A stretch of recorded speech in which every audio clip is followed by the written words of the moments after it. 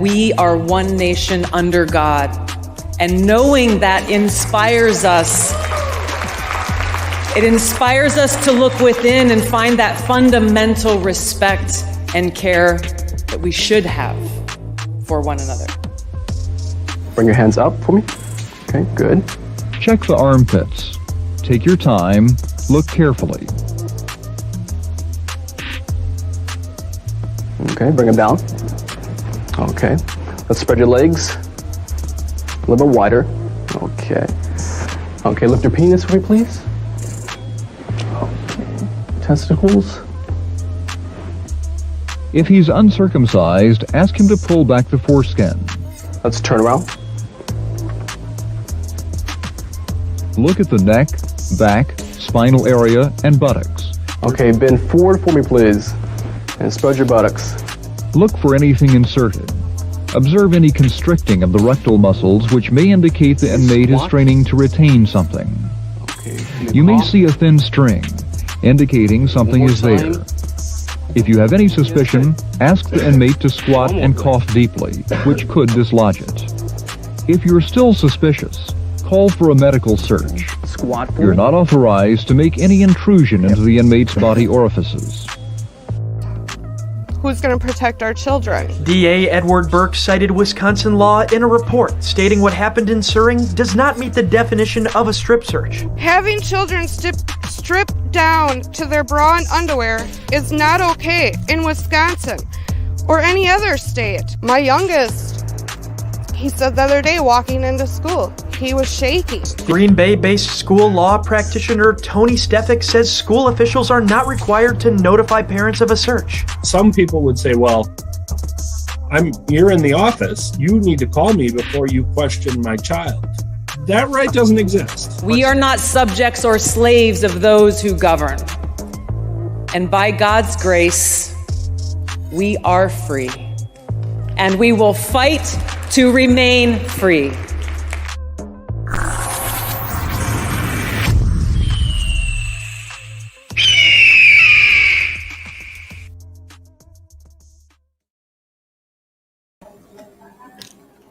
Hey everybody, welcome to Son of Liberty Radio here on the Smoke Free Radio Network. How the hell are you? I hope you're doing better than that guy that was in the video getting strip searched. We're gonna actually have to talk about strip searches again 3 weeks in a row. There's more information. There's been an update. We're gonna do that, but hey, I don't know if you guys are aware that there's a thing called CPAC, which is the Conservative Political Action Conference, and a bunch of people talked this week. You know, Trump was there, a bunch of other people. DeSantis spoke, and Tulsi Gabbard, who's a Democrat, she spoke. And I tell you, I put her YouTube channel in the show notes. I invite each and every one of you to go watch her speech, because my God, it was awesome. And you may have an opinion about her, but I think she's a dino, a Democrat in name only. We hear Rhino all the time, and Fino. Rhino is Republican in name only, and Fino is public health in name only. But I really don't think she's a Democrat. And I would not be surprised, since she spoke at CPAC, that the next time she runs for office, she's going to run with an R beside her name. Just saying. But her speech was awesome. I did also cobble together a shorter version of her speech, removing some of the interaction with the audience. I didn't take anything pertinent out. But go watch it on my Twitter. It's awesome. It's also on the YouTube channel. I apologize to Tulsi Gabbard for borrowing the video from her website and trimming it down a little bit. I don't want to steal any views from her channel, but I am totally digging her shit. It was awesome. But anyway, hey, Kevin is here. Kevin came late, and I think I should punish him for being late, but I won't. So, by the way, thank you, Mark, for the lovely Twitter artwork today, and I do hope that our friend Skip is happy. She looks very relaxed here in this photograph, but anyway, Kevin made me do that, so blame him. But anyway, here comes Kevin. Kevin, why are you pulling on my string? Why are you behind me? So that video I found on YouTube. It is an instructional video for prison staff on how to perform a strip search.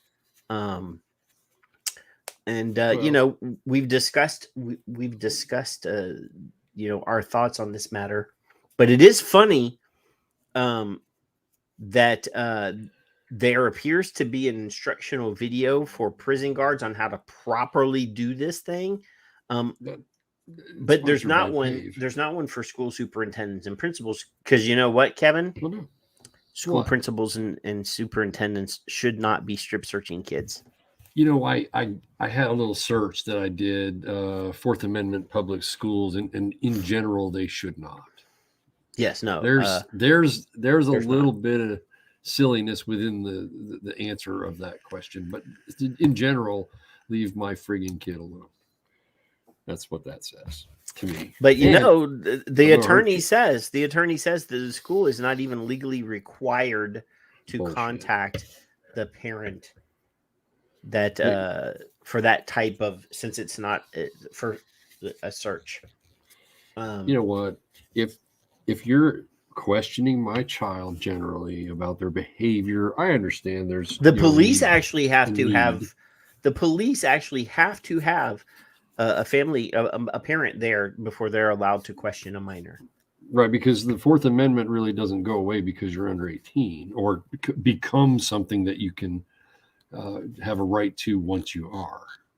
That starts at birth. It's odd to me that Wisconsin would require the police to have a parent there, right? But the principal or superintendent is not required to, because they're exempt from the law. It seems odd to me. It does seem odd, doesn't it? Seems odd to me. So they could pretty much do anything they want because they're exempt from the law or laws. Apparently. And how many of your comrades and coworkers and other people that you work with can you bring the janitor in and just strip search you because you think he has booze? How many kids over the past, let's say, 40 years have been strip searched because they thought they had cigarettes? Just throwing that out there. I never heard of that. Might have happened, but I've never heard it. I don't remember that occurring. If the when I was in school, if the teacher was asking you if you had a cigarette, it was usually because they wanted to bum one. Yeah, exactly. But different times. That's we're old. Yeah, different times. So, what the hell are you doing there, Kevin?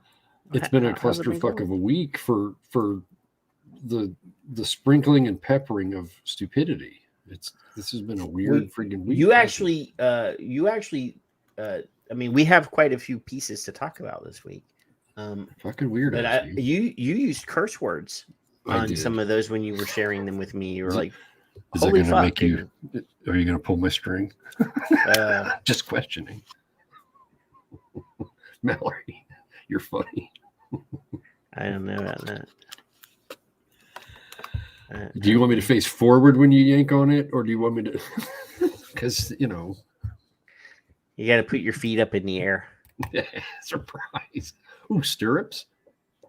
Just checking. Yeah. Well, I don't know where you're. OBGYN. I'll let you pretend you're in charge because I know you like that, and I'm not even going to look at the show notes. You just go. Well, I'm actually going to go. I'm actually going to go from the top to the bottom like I always do.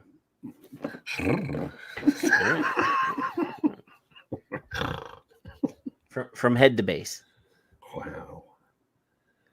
Don't tickle my toes this time. I didn't like that before. Hi, Patrick. How are you, buddy? Bill actually does. Bill has a question that was covered. Yeah. We did What's cover this. He says, one thing no news piece has even mentioned from the strip searches of all those kids, how many hidden devices were found? If none, then prove the need to force them. Okay, so there is no mention of any of the strip searches finding anything because the girl that they witnessed vaping that spurred the whole thing handed the vape device to the principal or the superintendent before the strip searches were even requested. So we mentioned it before. We actually did. I mean, they did find a vape device before they asked the kids to take their clothes off. Technically, yeah. I mean, the one of the very first news pieces on this topic that we discussed, the one girl that was vaping, that they witnessed vaping, said, they asked for the vape device. I handed it over. They asked me if I had more. I said no, and they didn't believe me. So I would assume that the answer is they didn't find any because she already handed it over. Correct. But, again, if these were boys, I guess there's an equivalent to this too. But in the strip search video, it says if you have if the prisoner has a foreskin, please ask him to retract his foreskin.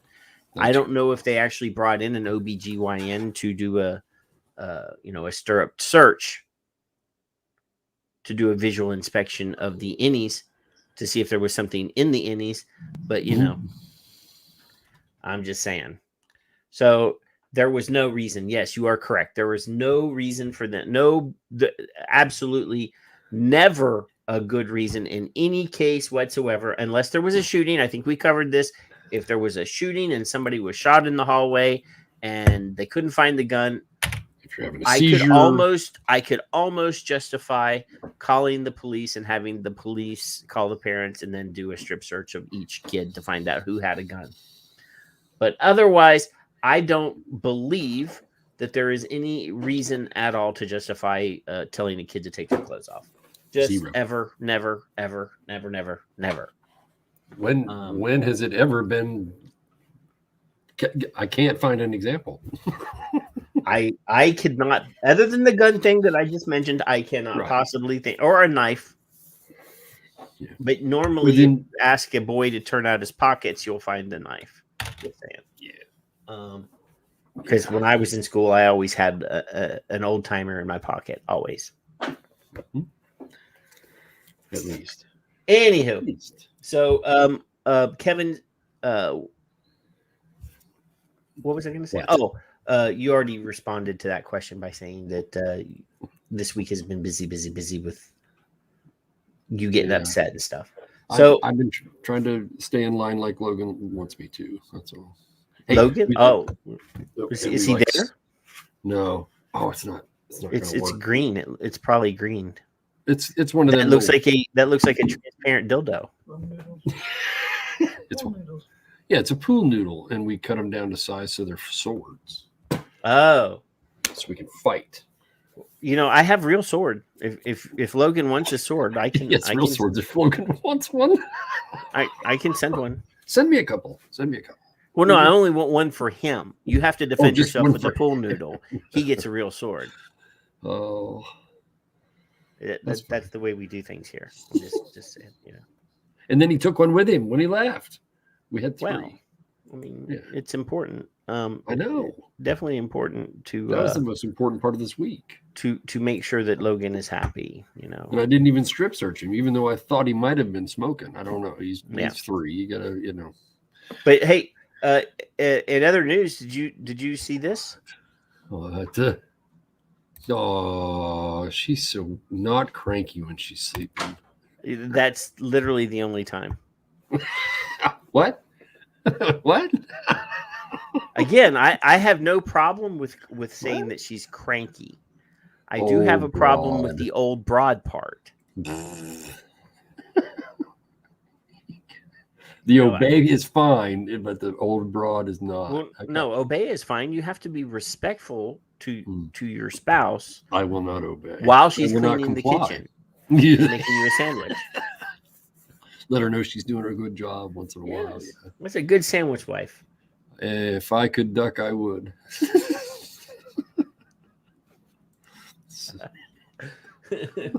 I am not dead.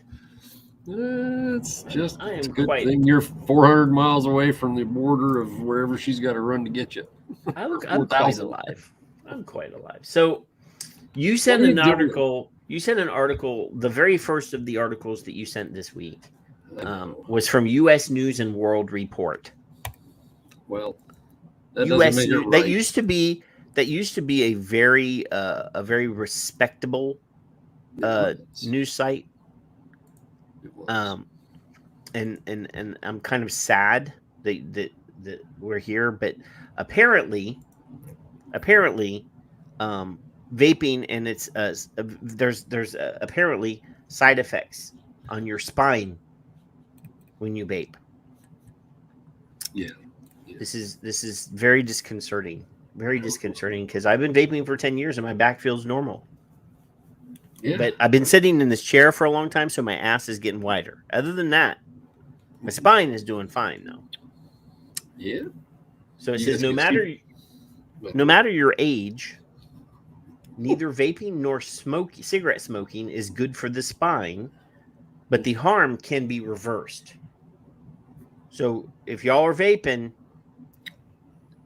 you need to stop because it's not too late. Pioneers.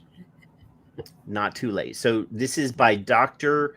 Neil Anand, and he is an orthopedic surgeon specializing in spinal deformity correction.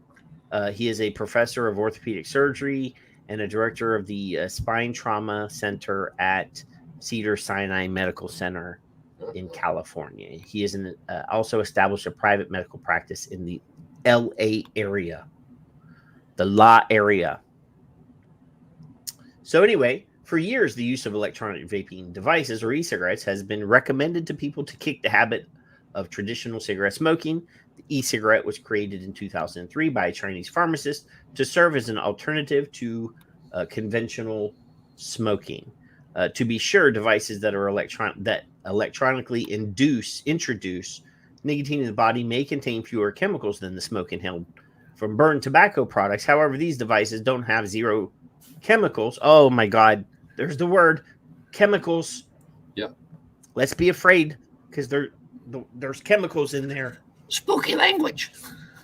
And the health effects of those they do contain can be debilitating. You know, the first time the first time I ever took a hit off of my vape, it was debilitating. Smoking. It debilitated the smoking. It did. It was deleterious to cigarette smoking. Oh my God, that's too many syllables. Plus, I don't like it. What is the including on the spine? Do tell. What do you including on the spine? Hey, I'm drinking. That's deleterious. That's deleterious to my thirst. Oh my God. There's chemicals. There's chemicals in my drink, man. Chemicals. So we're talking about there's chemicals in water. We're talking about water is a chemical, yes. DMHH, ML, whatever. We're talking about people who are generally 35 to 75, probably. That's my guess. Mm-hmm.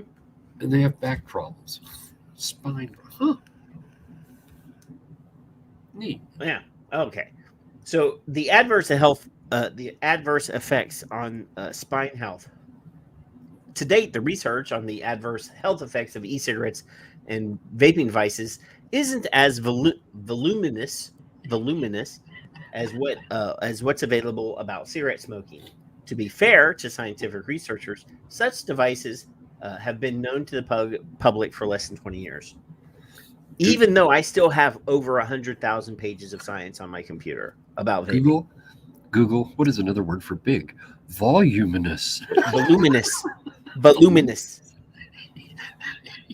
I'll use voluminous in a sentence. My wife has voluminous bosoms.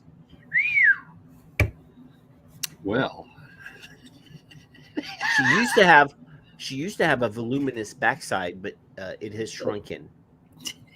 because she's been running. She's been exercising. She, her junk has left her trunk. Though that can seem like a long time, it isn't when it comes to long-term research studies. Mm-hmm. Those damn long-term research studies. You can't find them. They're nowhere. Well, it depends on what your definition of long-term is. And where? I mean, for them, a long-term study would have to be include data from 20 years of use. It's fine. And then when we get 20 years of research and use, then they'll say it's 50 years. That is a moving finish line. Agent Anya sent me something and I can't find it because it was on my old computer, and it said the consensus is 5 years before you know anything at all, and you've got a general idea of how well or I don't think there's a consensus. Well, because the things she sent me, there Bloomberg says there's no consensus, so all of his scientists will say there's no consensus. So in addition, many of the liquids found in e-smoking devices aren't tested for toxicity in the same way that those contained in cigarettes have been.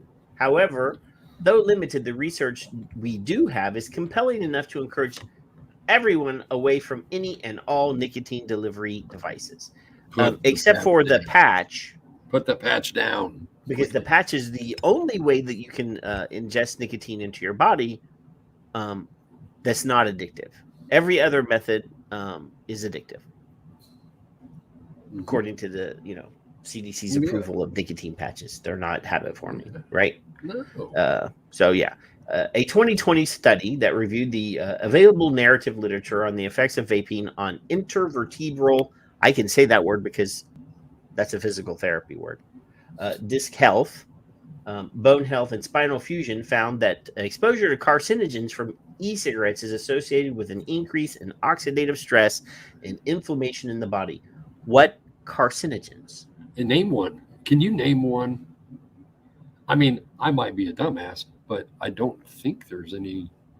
Not in a measurable, any measurable way that is different than, say, the air toxicity in a parking lot.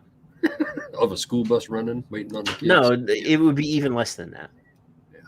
Oxidative stress and inflammation negatively impact bone health by modifying osteoblast proliferation and differentiation.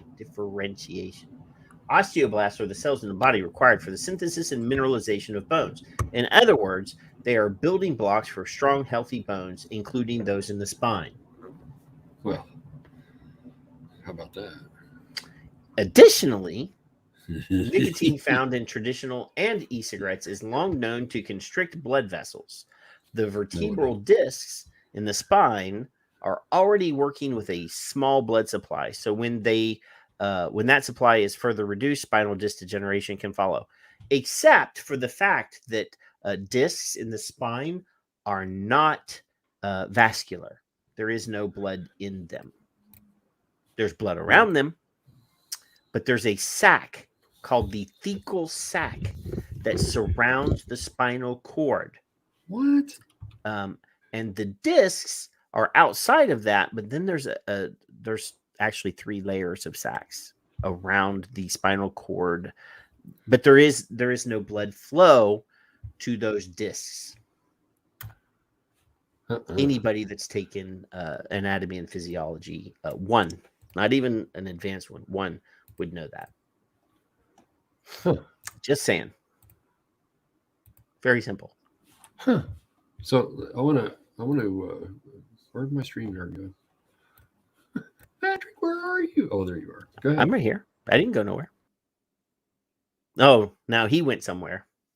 He kicked himself out. So anyway, adults, teens, and children are affected. It isn't only adults who face the spine health risks associated with vaping. With the addition of fruit and candy-like flavors in vaping and e-cigarette products, there has been a significant increase in the popularity of these devices among adolescents in the United States. The FDA, via its latest NYTS, the National Youth Tobacco Survey, says that a concerning number of high school and middle school students are currently using tobacco products. Among those products, the use of e-cigarettes is alarmingly high, except that it's gone down substantially in the last 2 years, right, Kevin? It's actually going down. You know, the lowest ever. If I hit the wrong button, the lowest it's ever been. Lowest why it's did you ever kick? been? Why do you kick yourself out? Well, Kevin? because I'm not very bright, and you know that. That's true. So what are you showing me here? We've discussed it. So I saw this quite a few years ago. This is a regurgitation of the same bullshit. This vasoconstriction. Is that large enough for you, sir? Well, vasoconstriction. Vaso. There is no I in vaso, right? It's vaso. V-A-S-O. I don't know. So vaso. I looked it up at the time on December 3rd, 2019, obviously. Yeah, and of 13,000 people self-reporting, they took a poll or something. I don't know. It's probably as scientific as one of our Twitter polls. 4 reported. 4. Look at the lack of bars. So here's probably 3, and here's 1, and then there's none. You freaking idiots. Anyway, so the vasoconstriction, you said? Vasoconstriction, is just another big fucking spooky language word to scare people. It's like chemicals. That's all. Just one of those little memes that I've got just because it just pops up every once in a while. Well, is it worse than that? Okay, sorry, go ahead. Alarmingly high, though. Even though well, 4 in I don't know, 97 to 2019. No, this is the number. I mean, they're saying that there's an alarmingly high number of the students, kids, kids, even though it's the lowest ever. The number of kids being strip searched. I think it's like a very that is true. The number of kids that are being strip searched here and in Canada, because that boy in Canada was a boy in Canada, and then 6 young ladies here in the United States. That's 7 too many kids that were required to remove their clothing for perverted old people. It's alarming. Yes. Very, very sad. It's almost like we live in a communist country. It is. I mean, we are slowly but surely becoming a communist country. I just pick. Like every a police, little thing. Like security state, where our privacy is being limited on a daily basis. Our free speech is being. Hey,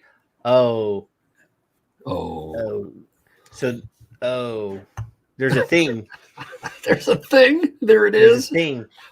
This is not in the show notes. All right. There's a thing. So during the Tulsi Gabbard speech. This is going to take me a minute, Kevin. Talk for a second. That's all right. I was remiss in saying that we were using the Victor share screen earlier for the vasoconstriction. Yeah, that was wrong. You should have done that. You should have told everybody you did that. Hey, speaking of freedom and all that other bullshit, because nobody likes it anymore. Ohio waiting on DeWine to sign a piece of paper saying that we can have constitutional carry now instead of going to get permission with a license for concealment. Well, we have constitutional carry here too. That just means you have to carry it openly. Well, now you cannot conceal it. I can't see. There was some. Did you guys have prudent man years ago? Did you have prudent man law? I have no idea what that is. Anyone in there? Does that mean that means that a man's going to marry a woman that's not violent and hurt? Well, that'll be the day. They're all Anyway, just leave me off of that subject. When I drove a taxi, there was something called prudent man law in Ohio, anyway, and it meant that in the course of my own business, I was being prudent by carrying a weapon to defend myself in my course of business, whether that was going to and from the bank in the course of the day, if you owned a shop, if you owned a store, if you were an Avon lady, for all I care. Prudent man being the operative word, man was not. And then if it's now going to change because they took that away, you can't do that anymore. You can't conceal. Now they've given you a permission slip. You have to go pay and be background checked, which I understand. That's fine. But you're on a record, even though you're legal. So I have it's a line that you can, we can debate it all night. And now they're trying to make it constitutional that you can carry open or concealed, because if I'm walking around Walmart and I'm cold and I put my sweat jacket on, now it's concealed, which if you don't have a license, you can go to jail for. See, you can openly carry, but if you put your sweat coat on, your shirt, comes over it and you're printing. Yeah. So anyway, did you find it? I figured I'd bore everybody. There's a what? You said talk. Well, oh, I did. So this is Tulsi Gabbard. This is Tulsi Gabbard at CPAC. Yeah. All right. We're going to just go ahead and deal with this real quick because we'll make fun of you in the chat room. Well, this is cool. I'm going to make it bigger. I'm going to rub it right there. Boom. So that you can see. She's got this blonde streak. She's looking like Cruella a little bit. But other than that, But here, let's go. Coming from that common foundation of freedom, we can overcome the great obstacles and challenges that we face. But if we are not committed to this freedom that is so clearly spelled out in the Bill of Rights, we are doomed to fail as a country. Unfortunately, we have too many Americans, including leaders in positions of great power in our country, who are not at all committed to upholding the Constitution. We have many Americans who don't even know what the Bill of Rights are. They think free speech is something that should only be left to those who agree with them, saying, hey, if your speech offends me or if it offends anyone, then you should not be allowed to say it. So the reason I like this speech is because a lot of it is on this platform. But in our own in education or our own interactions on social media, we're finding that we can't say stuff. And, obviously the FDA instructing vape shops that they're not allowed to tell the truth about vaping. They're not allowed to say it can help you quit smoking, even though we have, around 11 million people in the United States and somewhere around 60 million people worldwide that have used vaping to quit smoking. The fact that we are not allowed to promote our own posts on social media, this does tie. There's a lot of stuff that she may be not talking about what we're talking about, but also carries a lot of truth in our areas, whether that's drug policy, whether that's, tobacco harm reduction, whether that's gun stuff, but anyway, let's keep going. This is where we are as a country. We have too many people in positions of power whose foremost responsibility is to protect our freedoms and uphold our God-given rights, and yet they are the ones who are actually trying to take these rights away from us. This is the biggest threat to our country. It is not coming from some foreign country. It is coming from power elite here at home and their co-conspirators in the mainstream media and the security state who are working to undermine our freedoms from within.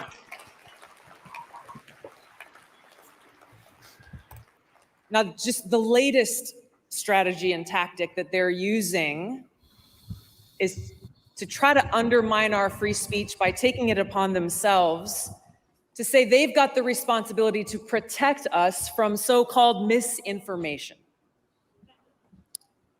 So basically, they're saying that they're going to protect us from that which they claim is not true.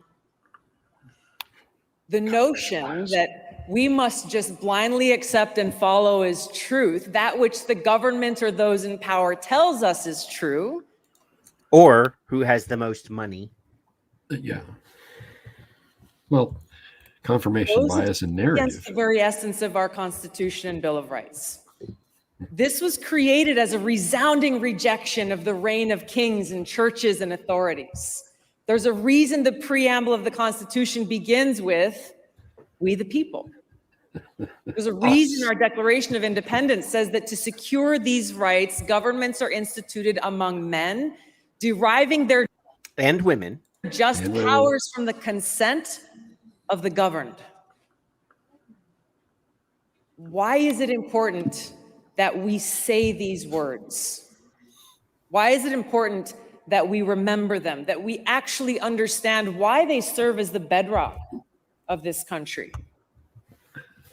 The reason why it's important is because in defiance of the Constitution, we now have leaders in our government working with their mouthpieces in the mainstream media and big tech, doing exactly what our founders rejected.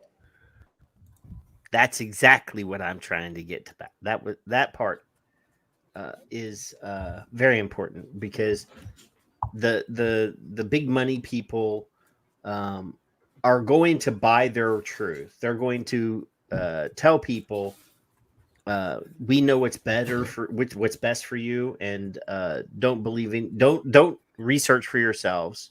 Don't think for yourselves. No. You're not smart enough to understand it. Just do what we tell you. Do what you're told. And they're doing so backed by the most lethal force on earth, as they appoint themselves as the sole authority and voice of truth, of information. They get to decide what is true and what is false. They get to decide what is information or misinformation. And they expect we, the people, to just blindly accept and follow. This is where we're at today. It is in direct opposition to the Constitution that the power elite is actively suppressing voices, opinions, and information that they don't like. That those who dare to even question the authority are accused of spreading misinformation and are therefore targeted and smeared and canceled and silenced. Mariwa. We've seen their playbook over and over again. Discredit and censor anyone who challenges them. Why? Because they know that their propaganda will not hold up to scrutiny. That rather than engage in debate on substance or even answer very simple questions about their policies, they instead immediately resort to smears and name calling. I'm sure you've heard them all before. I certainly have, like today. She's saying that because she's a Democrat. She's talking at a Republican conference. Tito's got his hand raised. Russian asset, white supremacist, bigot, racist, extremist, traitor. But what's even more dangerous than this threat of being canceled is the federal government wielding its power and might to punish those who dare to question or disagree with them and their policies. I'll give you one example. Now, this is the last bit. This is the last bit of this that I'll play. You can watch the rest of it, but this is kind of interesting. I had not considered this, but it's sort of also the language is very vague. But this is DHS stuff.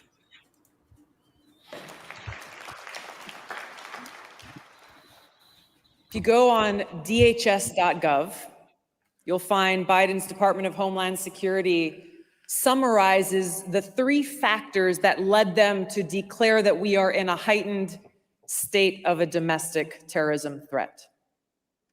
The first of those 3 factors is, quote, the proliferation of false or misleading narratives, which sow discord or undermine public trust in U.S. government institutions.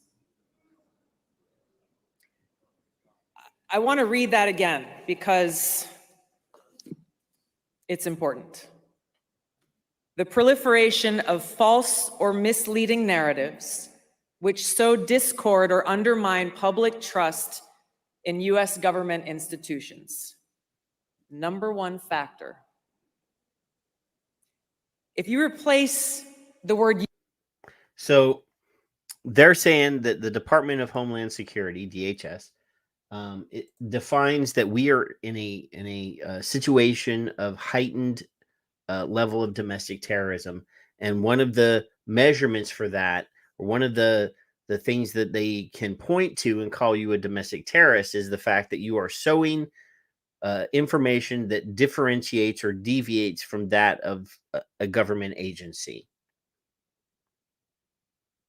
So apparently having an opinion, one that's backed by science, for example, in our case, that vaping is safer than smoking, tobacco harm reduction works, whereas the FDA will not agree to that, that we are therefore contradicting the FDA and sowing distrust of a government agency.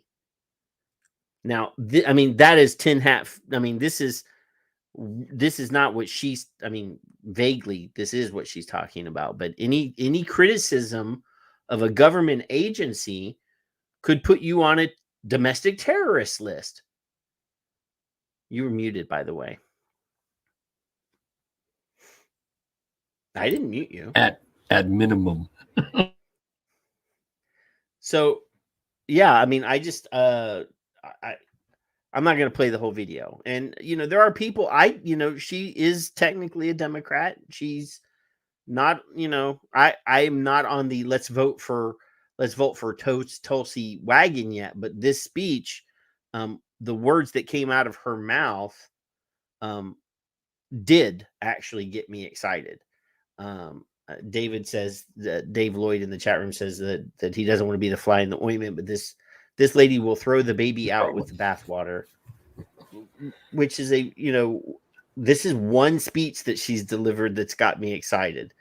That does not differentiate or deviate, push me out of the, into the Tulsi, let's vote for Tulsi. But like I said, I'm beginning to get a little bit of a political crush on her if she puts a couple more of these speeches out there and actually puts out some stuff that she's former Congresswoman. Right? She was in Congress for 8 years. She ran against she's not Biden right now.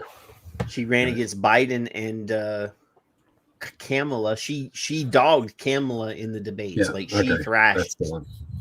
She gave her a righteous thrashing during the last presidential debates. So she's in Florida. Maybe she's going to be like a running mate with somebody. You never know. Well, CPAC was in Florida. I wouldn't go that far. The other thing is I see a lot of people talking about DeSantis, right, and Trump going at it. DeSantis has already said he's not going to run against Trump. If Trump runs, DeSantis is not going to run against him because DeSantis might want to piggyback on that and be his running mate, right, and then go straight into 8 years of DeSantis. So, you can highlight my quote from Larry Flint. Oh, or I can say it. Freedom of speech. No, not that one. Well, that one too, but that one. Freedom of speech doesn't protect you. Doesn't protect speech you like. It protects speech you don't. Yep. So that includes, like it or not, that includes in Dayton especially, they denied the KKK, believe it or not, from having their rally downtown because in years past there was a lot of problems.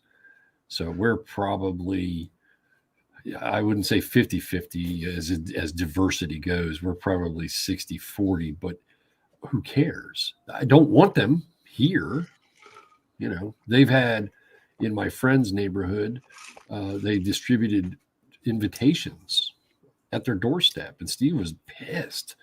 And he's all for the rights and freedom of speech of others. And I'm like, well, I don't like it either, but I don't like anybody putting anything on my doors. The churches and the politics. Exactly. It just messes up my front yard. I don't want any of that in there, to tell you the truth. I should just put a garbage pail there and say, please put all of your flyers in here. But double plus good, Patrick. If we can only say what we can, if you said, "Hey, Kev, I want you to come on the show," but you can't say that, I wouldn't be here. Whatever it is, because it doesn't I matter. do limit your free speech, Kevin. There's one name that is not allowed to be spoken on the show. But you gave me an option to go like this. So at least I have some sense of freedom. No, you can't even do this to that name that shall not be spoken. Well, no, that guy. I can say that guy, and you'll know. So you'll know. Nobody else cares. So technically, all right, you've limited me to some extent, but I can work around. That's the one thing. That's the one thing. That's the one thing. You've never said, "Fuck, don't bring that up." Speaking of free speech, Kevin. Yeah. Is there more? I exercised some of my free speech this week. Good. Well, actually, just today, actually. Was it hurtful to anyone? Did you make feelings? Yeah. It was hurtful to 22nd Century. Oh, good Lord. That's one of my favorite subjects. You know that is. I gotta find it. There. I found it. So I'm gonna we're going off. We're veering away from the list for a moment. Okay, fine. So today, 22nd Century released a tweet. It says 22nd Century's groups.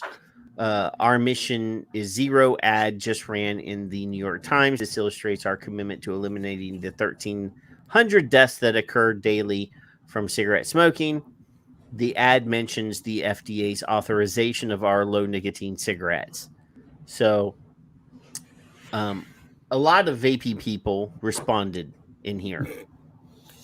I did not. I chose not to. I don't think for a change. I actually waited for a long time because I wanted to prove a point. So, literally, Edward, he says, blah, blah, blah. He makes some comments here. Jim is here. So I scroll down here and I start looking. So this guy, Graham Jones is defending 21st or 22nd Century, right? Yeah.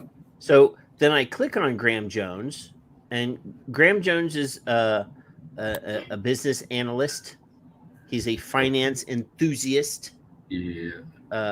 In the cannabis space, but if you go to his profile, there's a lot of posts over the last while about 22nd Century. So it seems to me that he might be one of those investor folks. Like he's talking about investor conference call, blah, blah, blah. This is, licensing about 22nd Century stuff. So he appears at first glance, and I'm not using glance in the Stan Glancian, but he appears to be an investor and promoter of 22nd Century products. So now, then I scroll down some more. There's Graham Jones again. Apathy. These are our guys. Mallory, the lovely Mallory, is here.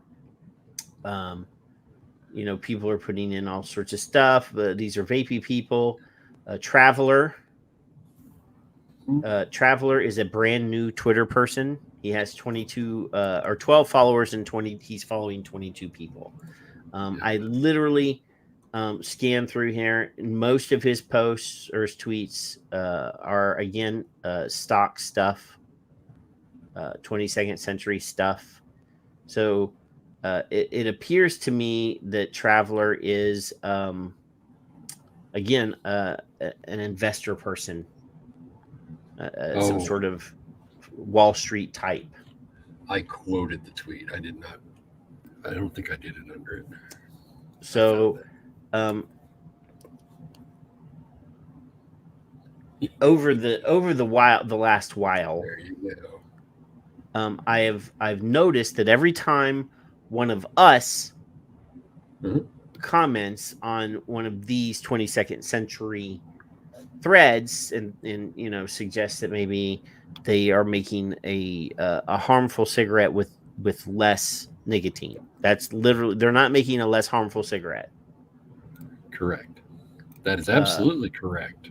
All of these, the people defending the reduced nicotine cigarette that still has all of the poisons, all of the carcinogens, just less nicotine, are the only defenders that I can see are Wall Street people, investor people. That's correct. I have never seen a scientist, a PhD, a doctor, medical people.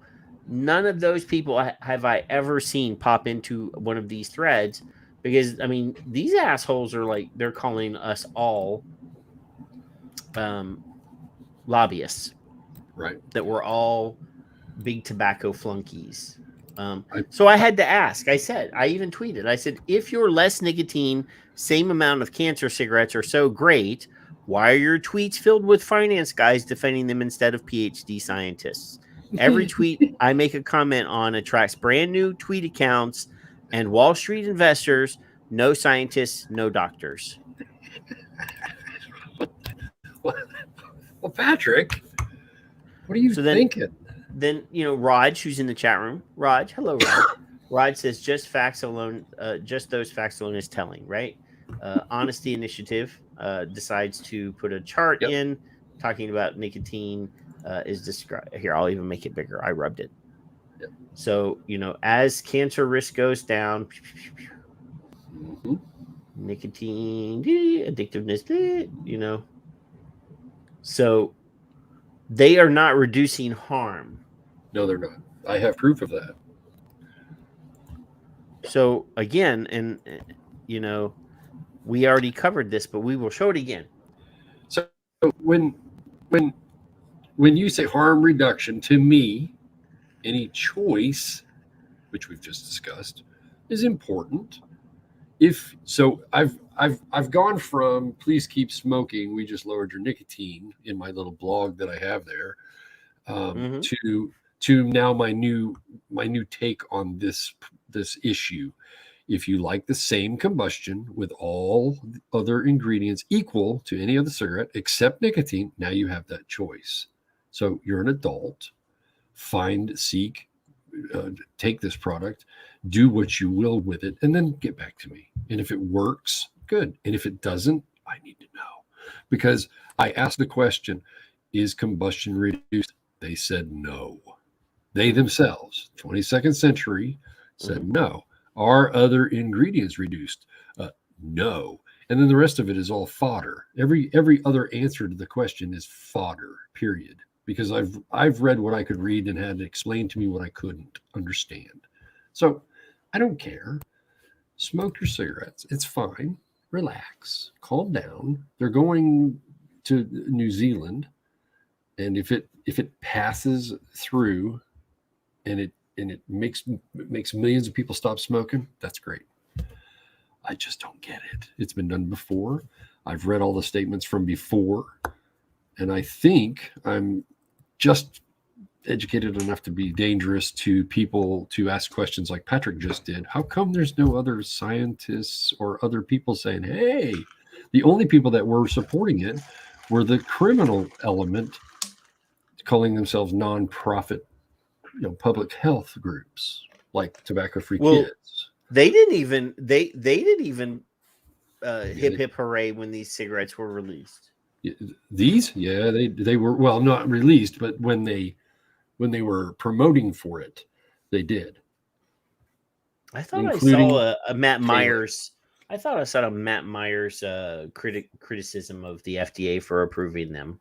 No, I thought I did. I could be wrong. It could be. Don't make me get my blog. So, did you know, Kevin, what? That if you vape or smoke and exhale through your nose, no, no. If you vape and exhale through your nose, that carcinogens that don't exist if you blow it out your mouth will suddenly appear. Will it go straight to my brain or my spine? Which is it? Well, this says that vapors that exhale from the nose are in danger. Oh. very much in danger. So it says here, e-cigarette vapors and hookah smokers are more than twice as likely to exhale particles through their nose compared with cigarette smokers. I actually French exhaled. So I would exhale out my mouth and then suck it up my nose. French inhale. I haven't heard that in years. Yeah, but you know what that is, though. Oh, I didn't make that shit up. That's a real thing. I learned that from Grease. The movie. I'm pasting all the subjects who enjoyed this. Yeah. Oh, so anyway, let me finish. Let me continue. Yeah. Let's go. So e-cigarette vapors and hookah smokers are more than twice as likely to exhale particles through their nose compared with cigarette smokers who favor exhaling the emissions from their mouth, a new study shows. The study makes it plausible. So do I need to actually look up the word plausible, Kevin? Possible, could, plausible. Let me go over here to Google. I'm going to type in dictionary here. You guys can watch me. Dictionary. I'm going to go to Merriam. No, I don't want to go to Merriam-Webster's for kids. I want to go to an adult dictionary. Yeah. Let's just go to dictionary. We're going to type in the word did I type that wrong? How do you spell plause? PLA. Plausible. There, I found it. Plausible. So it is an argument of an argument or statement seeming reasonable or probable, a probable explanation. So when we talk about science, we don't use the word plausible. Or seems, or could, or might, or may. Well, there are more scientists that are doing that. Usually, they like to use words that are easily backed up by facts, not by opinions, not by, well, it could. We don't use those modal words like Kevin says all the time. It is plausible that the former group is at risk for inflammation and cancers of the nose, sinuses, throat, and conditions seen less often in cigarette smokers, according to the study authors. Since their introduction in 2007, vaping devices have surged in popularity with more than 1 in 20 American adults vaping, experts say. So 1 in 20 is what? 5%? No. 5, yeah. Yes, 5%. No. 1/20th? It's 20%. 20% of American adults. 20% of American adults are vapors. We should figure that out real quick. But anyway, past studies have suggested that these products, along with hookah water pipes, expose the respiratory system to higher levels of nicotine, carbon monoxide, and other toxic chemicals. Stop. Let me read that. Let me do that again. Let me read that again, Kevin. Past studies have suggested, not proved, suggested that these products, along with hookah water pipes, expose the respiratory system to higher levels of nicotine, carbon monoxide, and other toxic chemicals to higher levels than traditional cigarettes and cigars. So they're saying that vaping is more harmful than smoking, Kevin. No. That's what they just said right there. No. Higher levels, carbon monoxide, and toxic chemicals. Well, see, when they say the word, they are implying with their fuzzy language, because over here it is suggested, not proved, suggested. Correct. That vaping gives you more toxic chemicals than traditional cigarettes and cigars. That is exactly what that sentence says, Kevin. Right, because the previous, along with hookah, makes it sort of true, right? Suggested. Right. However, experts say their long-term health effects remain poorly understood. Well, that's because there's incompetent fucking researchers. That's why.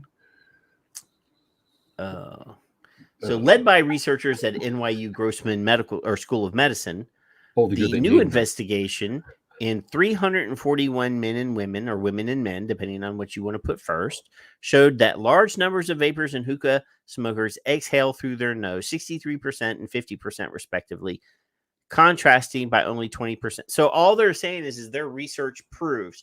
So their experiment was to ask people, when you exhale, how does it come? No. What hole is it coming out of? No. Go back to the article. Is this the right one? I don't know. This is the one. This is one that you sent me. This is up. from the Eureka PR. To the top. I assume to the top. Eureka.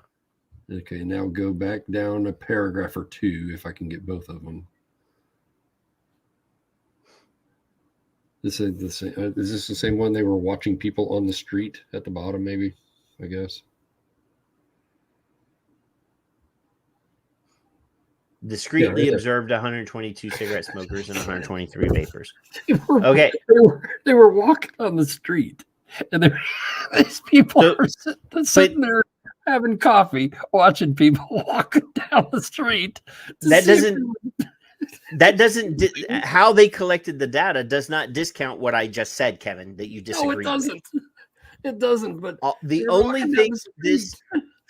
thing that this proves is where people exhale from. It does not in any way, shape, or form measure actual toxicity delivered through the nose or out the mouth. No. It doesn't. There is nothing here that proves what the emissions of the exhalations are. No, none. Zero. This is them watching people. Now, for one thing, you can't really watch people walking down the street hookah-ing. You have to go to the hookah bar. Obviously, you can. They were watching people on the street. So all they did was spy on people and see where they exhaled their emissions from. This was one of my for fuck's sake moments. Yes, this is one that you use curse words on. What the fuck are you doing? What are you doing, Bob? I'm watching these guys walking down the street that are these guys got in here. I'll show you again. It's right here. Funding for the study was provided by the National Institutes of Health. Grants, multiple grants, 1, 2, 3 different grants for them to sit on a park bench and watch people at Starbucks that were walking by either vaping or smoking and measure and record where they were exhaling from. But they don't. And no science was actually done.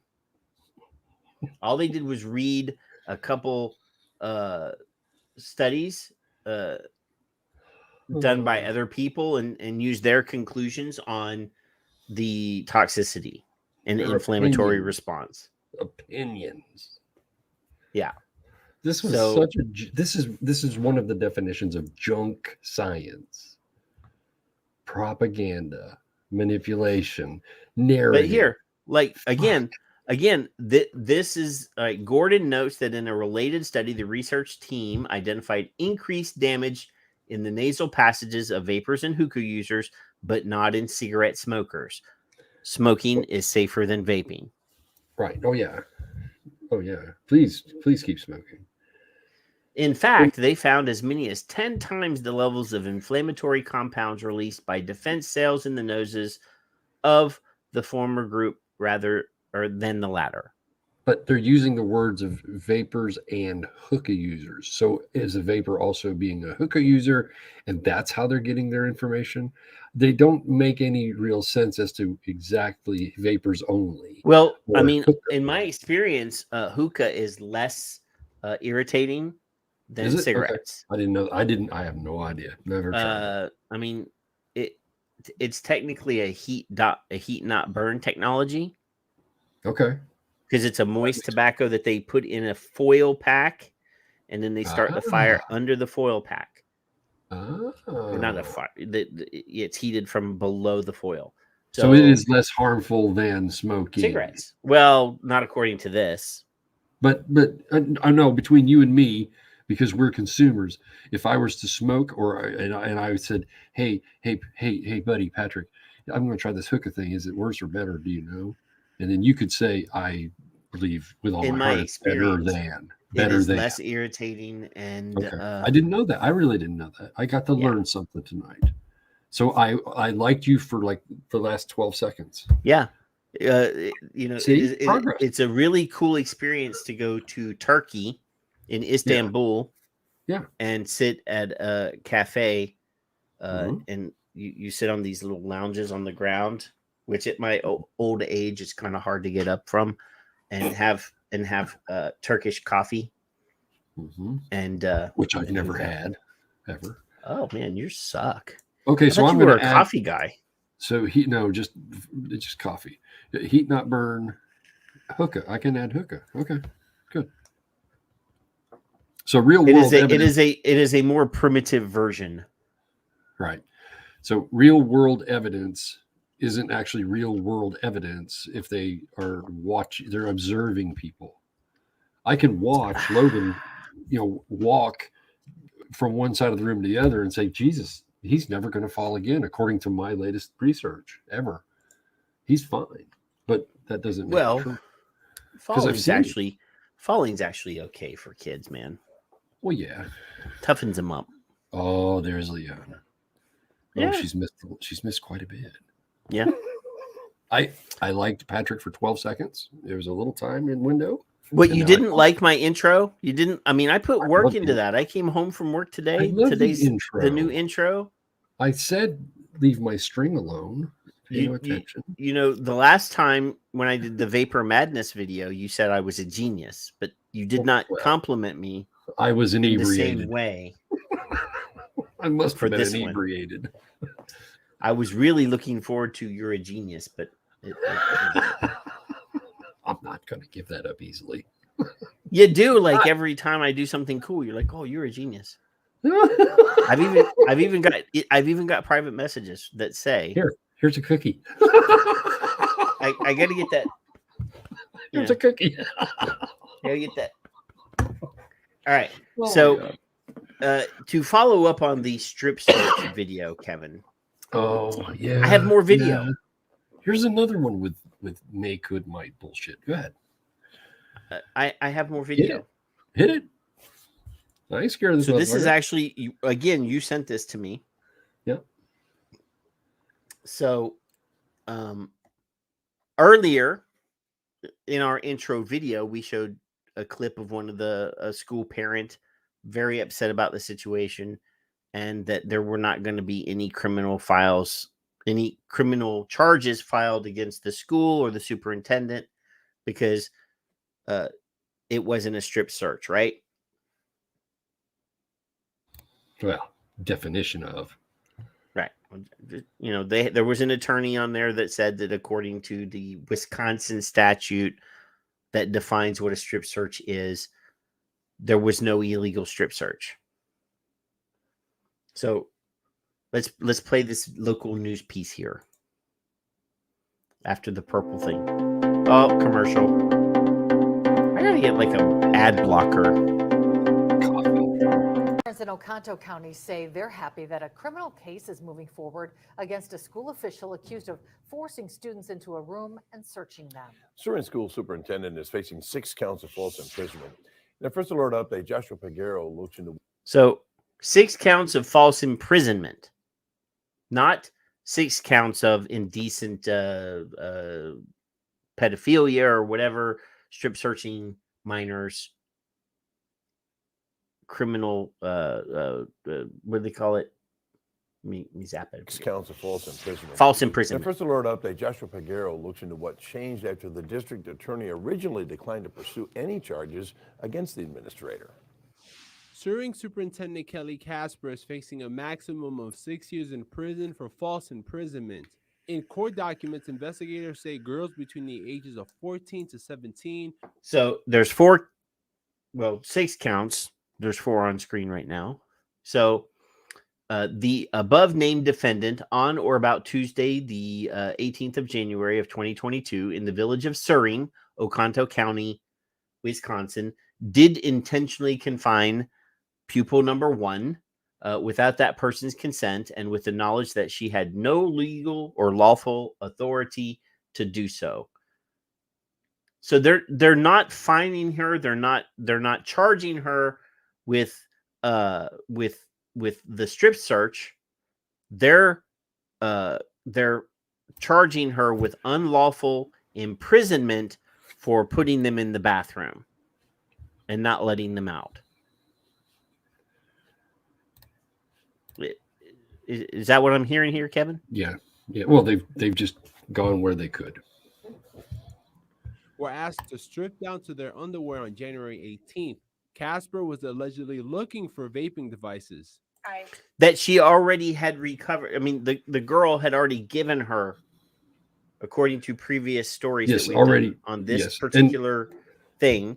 And before the girl that they knew was vaping, they witnessed her vaping, said, "I was vaping. Here's my vaping device." She said, "Oh, you got me." Now, before we move on, if these children are in any other public place, whether it's a church, whether it's your neighbor's yard out back by the shed, if these children were in their underwear, would it be acceptable and appropriate to you?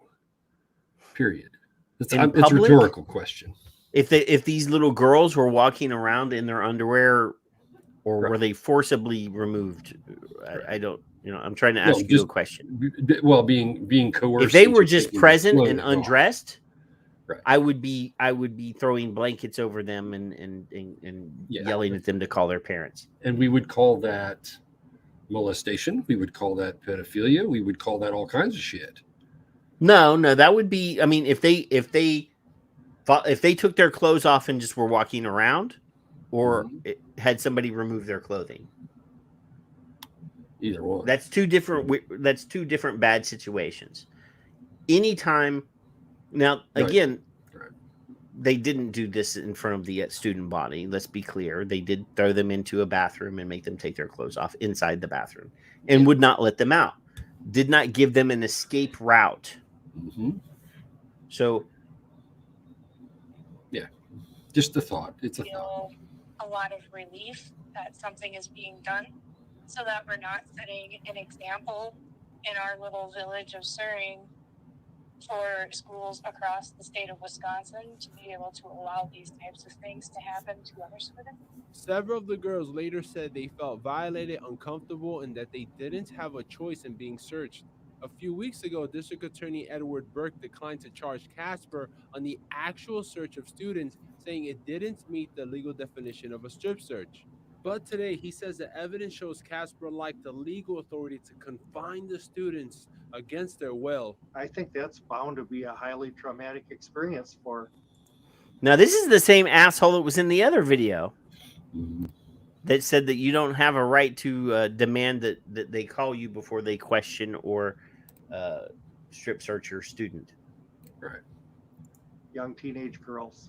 Jeff Olson is a Madison-based civil rights lawyer hired by some of the parents who are looking to sue, claiming the students' Fourth Amendment rights were violated. Sometimes when they are confronted with a criminal prosecution, individuals that I am suing for damages take the Fifth Amendment. Olson says the criminal case will most likely delay his civil suit. The Suring School Board will meet on Wednesday evening. Reporting in the newsroom, Joshua Figueroa, Action 2 News. So, I'm not. This doesn't appease me at all, Kevin. No. They're not punishing this superintendent for what she for the bad thing. Well, I mean, they should be the rules for a strip search. I mean, obviously, I showed video of a strip search in the intro video, not of a student. It was a prison person. Education. But I get it in that environment as a prisoner in a correctional facility. you actually have no constitutionally protected freedoms. You've lost your rights. Yes, correct. You are, as bad as it is. You did a bad thing, and therefore you have to be separated from society, and the protections that are granted to other people are not granted to you. These kids were treated like felons. Because what did Gabby whatever said earlier? They don't even know their own rights. Right. They don't even know. They don't even understand because they've been brainwashed. Well, we're the authority. You're going to do as you're told. You're going to go in the bathroom. You're going to take your clothes off down to your undies, and we're going to inspect you.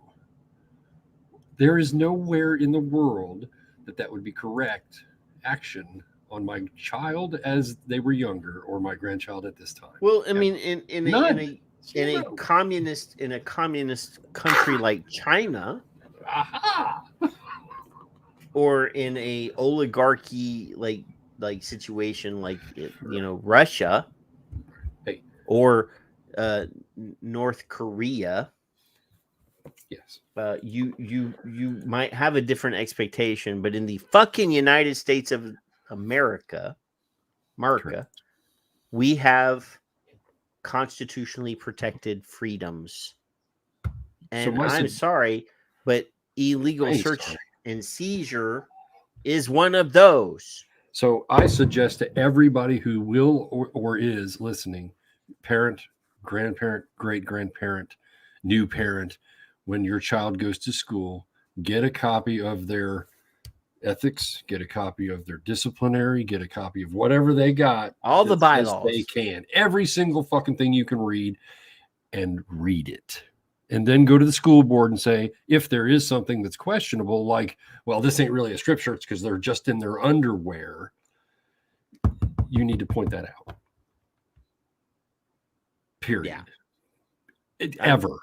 I'm hoping we don't have to cover this. This is the third week in a row that we've had to talk about that. And every time we talk about it, my blood pressure goes up. Well, yeah. Because it's asinine to me that a college-educated doctor of education, a superintendent of schools would ever consider asking a student to take off their clothes. Period. See, except in the situation that I outlined earlier about the hypothetical shooting at school, Right. Even in the gym for the football guys and the wrestling guys, they're in there. I get it. They're changing their friggin' clothes. I understand that. That's a sporting event. Well, no, but usually there's no adult standing by going. Right. Correct. That's correct. So kids already have like body negativity things going on. They're insecure. Yeah.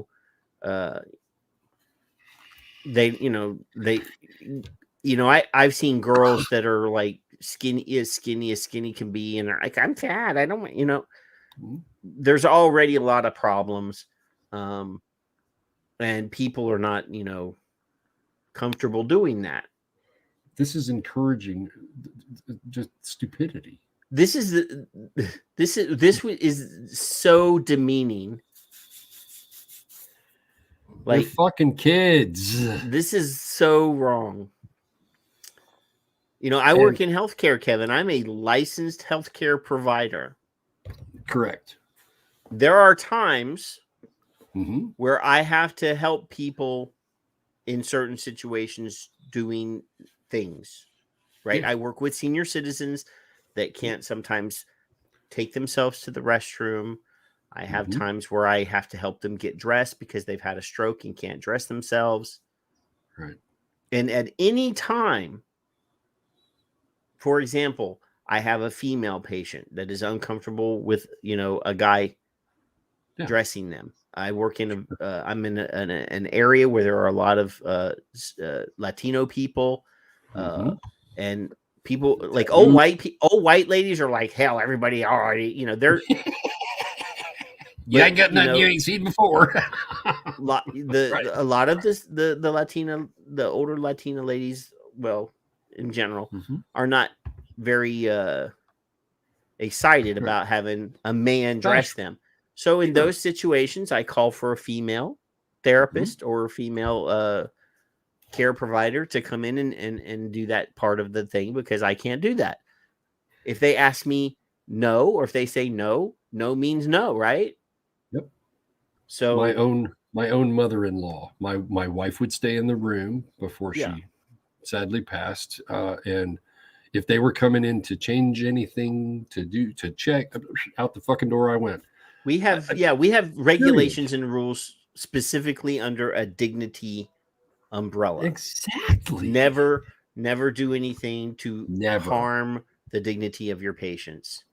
No, I can't believe that these educators don't have something like that, not to do anything that would harm the dignity of their students. And then waiting a day while it was brought up, eventually, I'm sure, and not even calling the parents. Right. And eventually the nurse said, "Hey, I don't think this was right." Yeah, well, that you was the should very have spoke up next when day. it was fucking happening, but okay, you did it the next day. She called her supervisor, and her supervisor said, "Don't talk to anybody but the police." So what does that say? You did a bad thing, and don't mention it to anybody unless the police bring it up to you. There you go. They're covering their asses, Kevin. So after the hopefully we don't have to deal with this story for a little while, because this is the third week in a row, like I said. Hey, we've been saying for a long time, though, that the vast majority of young people that are vaping are not vaping nicotine. That's right. I've heard that. Yeah. Even Jerry said 1/3 in 2018 or 19 told us on Twitter that 1/3 are vaping, and the community should be the ones that are asked what's going to happen and what we should do. 1/3. Well, Jerry was also the one that said, "They're all." Oh no, we're not gonna blood test these people to figure out what they've right. done. Well, because his narrative is way more important than your question. Yeah. Because you're not allowed to ask this kind of questions, Patrick. What got into you, you fuck? So a new study was released on the 28th of February on Leap Day that says the majority of young adults and adolescents in the United States are using cannabis instead of nicotine. Well, wait a minute. That's not what the Truth Initiative's been telling me all this time. So this is done at Alabama. What is this? University of Alabama at Birmingham. Yeah. They did a study. That's a university. So Andrew. It says vaping. I saw it. Vaping is a matter of considerable public attention due to its rapidly increasing popularity amongst youth. The youths. Of course. However, little research has been focused on what substance is being vaped by young people in the United States. Nicotine, generally found in tobacco cigarettes, is often the assumed substance of vaping. A recent study by Ryoen Sun, assistant professor at University of Alabama at Birmingham School of Public Health, shows that 35% of 12 to 14-year-olds, 51.3% of 15 to 17-year-olds, and 54.6% of 18 to 24s report that they're using cannabis while vaping. Now, we've proven before that these numbers are always skewed, so they may be higher or lower depending upon which report you pay attention to in the daily, weekly. I'm reading this one, so I'm paying attention to this one right now, Kevin. Right, correct. Just a disclaimer. So anyway, this study attempts to distinguish cannabis vaping from nicotine vaping when many people mistakenly interpret vaping as only using nicotine, Sun said. We hope that future surveys can ask more detailed questions on substances used in e-cigarettes. These questions would be important with the ongoing youth e-cigarette epidemic. For example, whether youth are getting addicted to nicotine, cannabis, or some other substance. Sun believes that researchers may have overestimated the prevalence of nicotine vaping. So, what do you mean? Tom Morowitz says, so not vaping. Yes, vaping. I mean, the delivery device is the delivery device. So whether you're vaping nicotine or you're vaping cannabis or CBD or whatever, it is still vaping, since they technically were using the technology before us. They could say that we're not vaping because cannabis oil vaporizers were already on the market. I'll quote my nephew. Technology was pre-existing. So my nephew's quote was, "Oh yeah, we've been doing this long before you guys ever thought of it." yeah, they've been doing it before us. So we stole the technology from them. So technically, they could say that we are supplanting their usage of the word. You see, I used a fancy word there. That's almost. I'll give you the almost genius like. Yeah. Good use.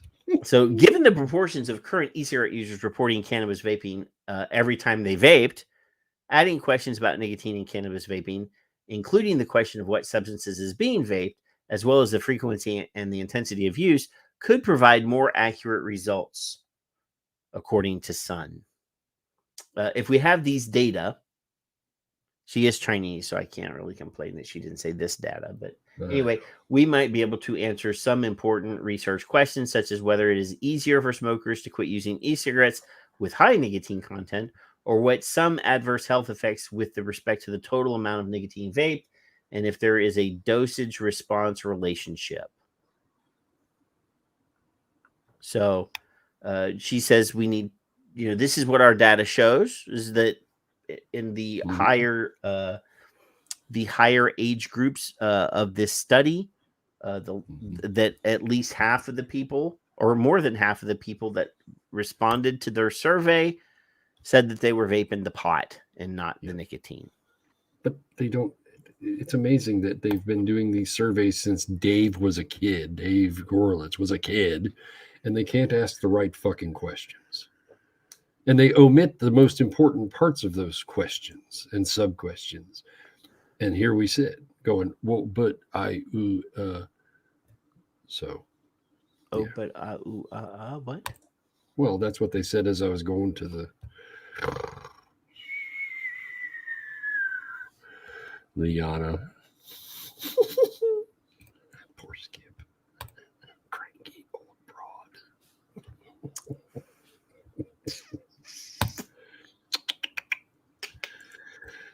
Anywho. So a third, 35 actually, is what they said, but 33% was what Jerry said, alleged. And then now look at that. And 54% in the upper young adult teen category. Well, in my high school world, all three friends smoked pot, right? So that was 100% of all my friends. Well, three of them. I don't. It was 100% of my group, and that's what we did. But Angel. Angel is a very loose word. You're my angel. So I asked a question. This is from January 26th of 2021. So this is over a year ago, Kevin. Yeah. So I said, and this is directed at FDA tobacco. Mm-hmm. See, I even put a period in front of their. That's right. At FDA tobacco needs to tell parents to keep an eye on their kids, because down here it says parents and teachers be on the lookout for disposable and stealth e-cigarette products, which can be disguised as backpacks, smartwatches, and gaming devices. This is secondary to the point that I am making right now, but I just wanted you to know what context of my response is. So FDA tobacco needs, this is a question, by the way, so I need to change my voice for this. FDA tobacco needs to tell parents to keep an eye on kids. In other news, water is wet. Kids test boundaries, according to that, which is Caleb. Mintz. Yeah. According to Caleb Mintz, the child, the son of one of the PAVE moms, the founding PAVE moms, says the kids are going to do what they're told not to do. It's parents' jobs to watch their kids. Parents, if your kid is vaping, you need to ask why. Stress? ? Buzz ? Experiment ? Hashtag talk to your kids. Don't blame the hashtag vape. So as early as over a year ago, I was saying, parents, you need, and this is not the only tweet that I've been, that I have made over this last period of time, that we need to start asking why. Don't yell at them. Sit down and talk with them. I got corrected on another tweet that sticks in my head because I said, talk to your kids. To instead of with, right. And Richard Pruin corrected me correctly. He corrected me. Yeah. He says you should talk with your kids, not to your kids. You should sit them down at the same exact level face-wise as you are, not standing above them. You should sit eye to eye. Right. That's parenting 101. I will tell you, Kevin, that as a kid, if I was caught doing something that I was not supposed to do, there would have been a beating. But repercussions? We are more enlightened today than when I was a kid. Right. And when you were a kid, the dinosaurs they would have just fed you to the dinosaurs, Kevin. Well, but nowadays we are a more enlightened society, and communication. And I have a bitter relationship with 50% of my parents, because there was no communication. So, if you want to have a healthy relationship with your kids, you probably should sit down and have a chat with them. Why are you doing this? Is it because you have stress? Is it because you're looking for a buzz? Are you, circle of friends? Doing it because of peer pressure, or are you doing it just to see what it'll, you need to do these things? So, I've been asking this question for a while, and nobody has ever satisfied me. But then Kevin sent me a link. Kevin sent me a link from the Kokomo Tribune. What a beautiful Kokomo medium. Tribune. I need to rub this up a little bit. It's like it was a hook, line, and sinker to the next link. Yeah. Did you see that? Did you see how I added the tweet to the list just to make it almost genius? To segue our discussion. Here's a cookie. So it says here, citing stress, which was included in my tweet, students turn to vaping. Look at that. Huh. Because somebody asked the question? Is that right? What? Somebody. Now, this will never get any traction. No, I understood that. This is a very small Kokomo Tribune. This is not a widely distributed news outlet. It's a local newspaper. But what did Skip and Richard parlay to us? What did they give us? All the same. Hemorrhoids? I don't know what it was. Nicotine, stress, multiple. I've been preaching that. Obviously, they're more famous than me, but I've been telling you for years that if I didn't have nicotine, I would probably go on a killing spree. Oh, yeah. So that alone proves that the nicotine reduces stress. So anyway, children are no different. That's all. This is from Russiaville. At least it's not Ukraineville, because Ukraine's in trouble. Anyway, kids smoking is not a new revelation, nor is smoking in school.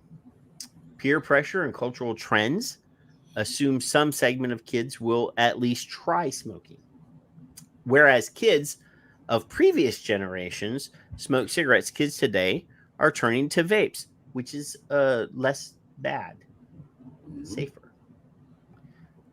Turning to vapes and the myriad of flavors meant to appeal to a younger audience. I don't think flavors were intentionally meant only for kids, Kevin. No, in fact, the adults went, hey, I think we've got scientific research that shows that we do. Adults like things that taste good too. I ordered some gourmet mail order fudge for my wife. Yeah. Because they have a strawberry and white, or not strawberry, orange swirl and white chocolate fudge. Chocolate? White chocolate. Chocolate? So it's not really chocolate, but so adults like flavors then, right? Yes. And my wife doesn't vape. But she does like flavors. So therefore, people that vape probably like flavors too. In a very unscientific experiment that I just conducted right in front of everybody. I need a grant now, Kevin. I do believe you should. To further my research into whether adults like things that taste good. Well, more studies are always needed. I think we should look and see if NIH actually has a grant application that we can fill out. Do it with a study designed. So we're gonna need money to pay for me to go to fancy restaurants and buy things that taste nice and decide whether or not I like things that taste nice. What would you like for supper? What do you have anything in cardboard? Yeah. Can I see your wine list of bland water? Bland flat water, mind you. Yes. No, that's sparkly bullshit for you. No, I can't. No. So we need money to go out to eat, Kevin. That's a good idea. You should do it from Texas, and I'll do it here. I think we should do it, and then we can say we're merging our research into one paper. It's a collaboration of sorts. Yes. Because that thing that we just read had 3 grant numbers on it, which means that it was they collected on that research 3 times. So then you could say those damn Buckeyes up there, and I could say those friggin' Texans down there. Now we combine and collaborate. We don't appreciate being called friggin'. Sir, you must. Sir, you must. As many say, they do it because they're stressed. It's what school counselors at Western School Corporation hear often from students who are caught vaping at school. Wait, somebody asked the question at Western School Corporation? That I demanded that I've been demanding for like 2 years. That they. So Sherry. Look at that. Huh. Sherry Yazel.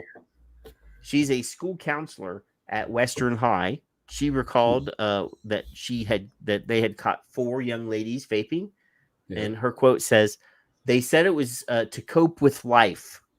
They're under a lot of stress. Whatever it gives them short-term relief."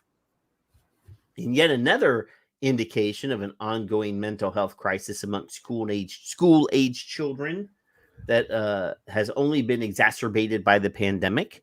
Educators and counselors told the Kokomo Tribune last month that anxiety and depression are more frequent in students, especially those who are struggling to adjust to in-person schooling.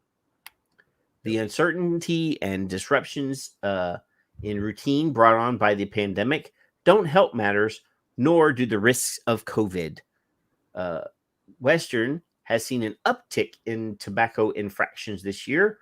Almost all of them are from vaping, according to the high school principal, Steve Edwards. Good. Yeah, exactly. Yeah. Infractions have ebbed and flowed throughout the year, with surges at the beginning of the year and when students come back from breaks. Most of them are saying they're using it as a coping tool. A large number of kids say they use it because they're stressed. Imagine that. Where's my tweet? Yeah. So look, stress. See that? I put that there a year ago, over a year ago. They're against the law. Then these children are conditioned. The adults are conditioned, gaslighted into believing one thing about nicotine, nothing else. No more, no less. Danger, danger, danger. Boo hoo hoo. Scary. Stranger danger. Fucking words. And then you actually have adults listening, questioning, and listening to children. I'm just surprised that a high school counselor actually did their fucking job. Exactly. I hope there's no high school counselors watching this show right now. Well. Anyway, Yeah, a study of students at Canadian high school found that stress relief and peer pressure were the most popular reasons cited for vaping. The study's author said highly stressed teens may vape as an outlet for stress relief and then grow dependent, which means most people that are dependent on something is because they're using it to receive some sort of satisfaction, improvement in situation, makes them feel better, whatever. Whether right? they know it or not. Yeah. Sometimes. Yeah. They posit that support groups and positive coping skills may help reduce vaping among students or find out what's stressing them out and remove it from their lives. Right. It's that easy. Especially if it's like a home situation, like they've been abused or something like that, that needs to be taken care of. Vaping has been marked, or the principal or superintendent made them take their clothes off. That's definitely not good for kids' stress. Yes. Vaping has been marketed as a safer alternative to cigarettes, though it may be more accurate to say vaping is not as bad as cigarettes. That means exactly the same fucking thing. Disposable vapes do not contain the same carcinogens, though do have the additive stimulant nicotine. What? So semantics. Disposable vapes. So that means that other vapes do have the same carcinogens. We were on a good roll, and then it got all off rail. Really, but, Kevin? No. I don't know if they realize they're addicted, said Erica Eichelberger, counseling director of Western High School. Well, since we've had this discussion on Twitter before, Kevin, that the actual definition of addicted has been moved. The bar has been moved. Used to be vaping, or not vaping. Addiction had a cut and dry definition, but now. Since people have been saying stuff like, "Oh, I can't quit my coffee. I'm addicted to caffeine." They've reduced the actual severity of the word addiction to mean something that it wasn't intentionally meant to mean. To meet their needs. There is that. We want to squash this situation.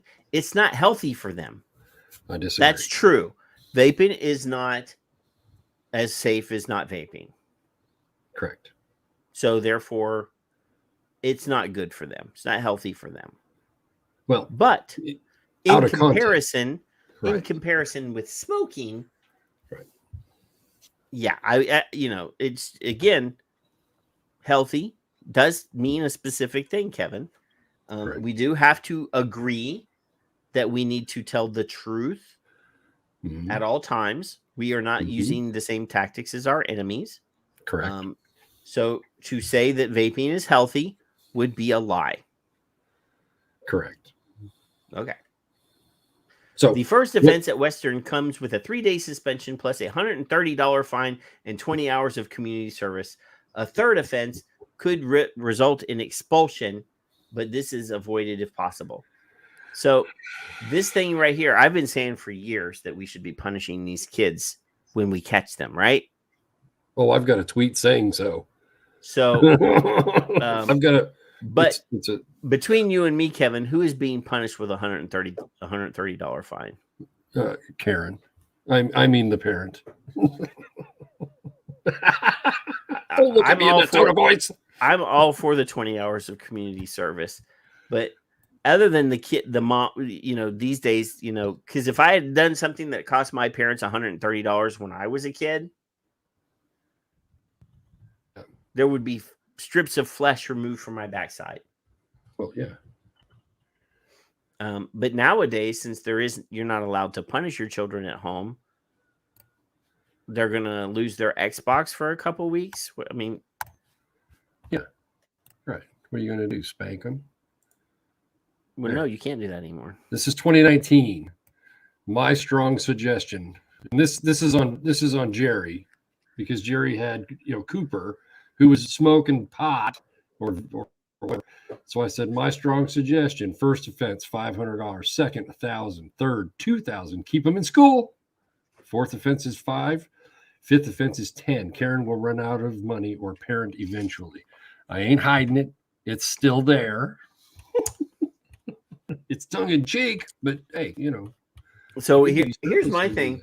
Here's my thing. Instead of suspending kids from school, Victor, share screen. When they do bad things, yeah, I think we should just make them stay at school. Exactly. I had in-school suspension. Instead of no. I'm saying take away their summer vacation.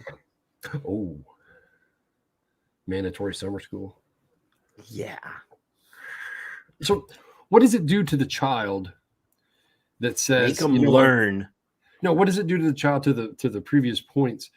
This helps me with my stress. Well, you can't do that anymore. You have to give them an alternative. You have to give them something else. You have to have discussions with your children, like Patrick said earlier. Yeah. Period. And the worst case converse with your children. The worst case find out what's bothering them. They're going to continue to do this whether you like it or not, because they're children. That's what Meredith's son said, or somebody's fucking son. And the worst case you can do is let them keep vaping and find out as much as you can about this before it goes into something else, like alcohol or fentanyl or whatever the fuck else there is that they could be doing. You could even go to the right. Would you like a licorice, Kevin? I don't like flavors. These are strawberry. These are Australian strawberry licorice. Mallory has a point. Give them a patch. Put them on a friggin' patch if they like the nicotine. Is that good? Do you enjoy it? Is it fun? That's disgusting. Flavors. Jesus. You should be eating the package, not the content. So, Mallory, very good point. You also could, if they say, well, if it's the nicotine that it is, if it's just not just peer pressure and it is nicotine and they have mental health issues, get them fucking help and slap a patch on them. Get a low dose patch and let's see what happens. Because there's proof that helps. So why the fuck not? Exactly what Patrick is trying to pretend to say while he's over there enjoying himself. Are you wearing a pair of pants or not? Because earlier Bill was. I'm wearing shorts. I'm wearing shorts. No, as long as you don't. Even Dr. Yazzle says it's really figuring out what those issues are and addressing the underlying problems. Looky there, I'll be damned. Talk more openly about issues they face. Every fucking kid has way more issues than we had. Well, different issues than we had. Alternate. So it helps them. I have to address the bastard in the chat room, Kevin. The bastard. Oh, hey, bastard. So bastard says they already know patches don't work. But contrary to your statement, patches do work. However, not the commercially available patches that are widely available here in the States. You need about 2.5 times the level of nicotine in those patches. But the research shows that higher nicotine level patches actually are successful. Yeah, they work. There's a whole bunch of research. But Nicoderm decided to cut that nicotine level in half. With the tobacco companies who supply it. Yeah. So we've been saying, so Jay McGuire comes in and says the obvious thing that we've been saying for years. Steve. I'm sorry. I'd like to pick on Jay. Look at Steve. Vaping is safer than strip searches? Yes. Yes, there are, you have to order them online, but there are substantially higher level nicotine patches. I agree with China. I agree with A Bastard that they don't work if you're going to quit smoking in the form that they are now and given. As far as quitting smoking goes, but as far as nicotine infusion into your body, you know. For example, our friend Skip, who I will have a picture. Skip says, you know, when she went to zero nicotine, that she had suicidal ideation and severe mental health issues, and she went to the doctor and got diagnosed with a lot of stuff. And she's been giving herself. She's been using nicotine patches to help her. So I would never poo-poo or be negative about the patch or the gum or the lozenges or the Nicorette Quick Mist or any of those things. They help some people. They don't help all people.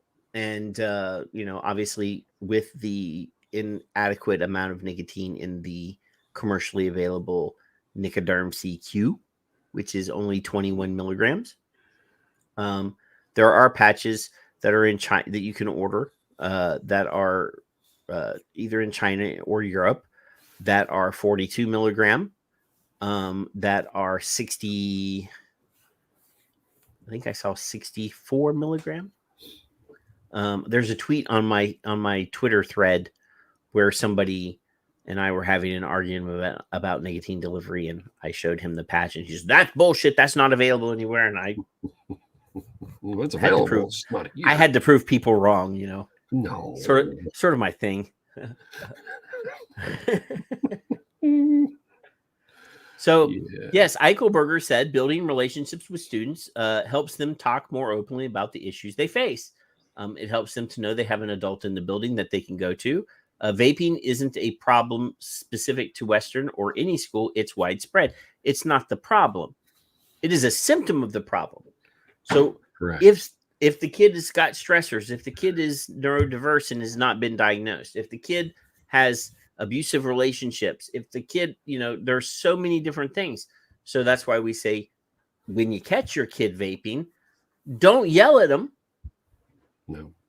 Sit down and talk with them. Find out what it is that's the trigger, that's the stressor, that's the thing that's causing them to vape. We've, you know, like I said, I will toot my own horn and say I tweeted this at FDA a fucking year ago, over a year ago, Kevin. Mm-hmm. And there's others that we've showed on this damn show of asking the same question. Ask them why. Yeah. The focus is always on the vaping. It's not on the problem or the potential problems. Peer pressure is peer pressure. That's never going to go away. No. Mental health issues are worse today than they were 5 years ago. Go anywhere either, Kevin. No. Patrick ruins everything. You come in the show once every 8 months and ask, you know. Steve, if you're on Twitter, tag me with that statement, vaping is safer than strip searches. I like that. Hey, that's pretty cool. Yeah. That Adam guy. Competition. I love that show actually though. Adam Ruins Everything is really cool. So he is a dyed in the wool like progressive lefty, but he's entertaining. So of all the things we've put on our fabulous little show, and in all the time we've had these fabulous humans in our chat room and audience, I think this is one of the first times I've seen adults talking and acting almost, not completely, like adults to children, with children, and about children for a change. This is kind of refreshing. I don't agree with every fucking point, but who will? So I commend those people in Russiaville or wherever that was.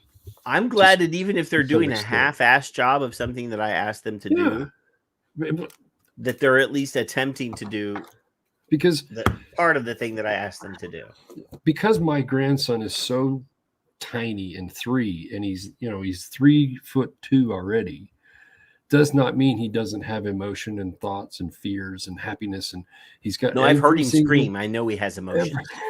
Every single freaking emotion that adults have, children have.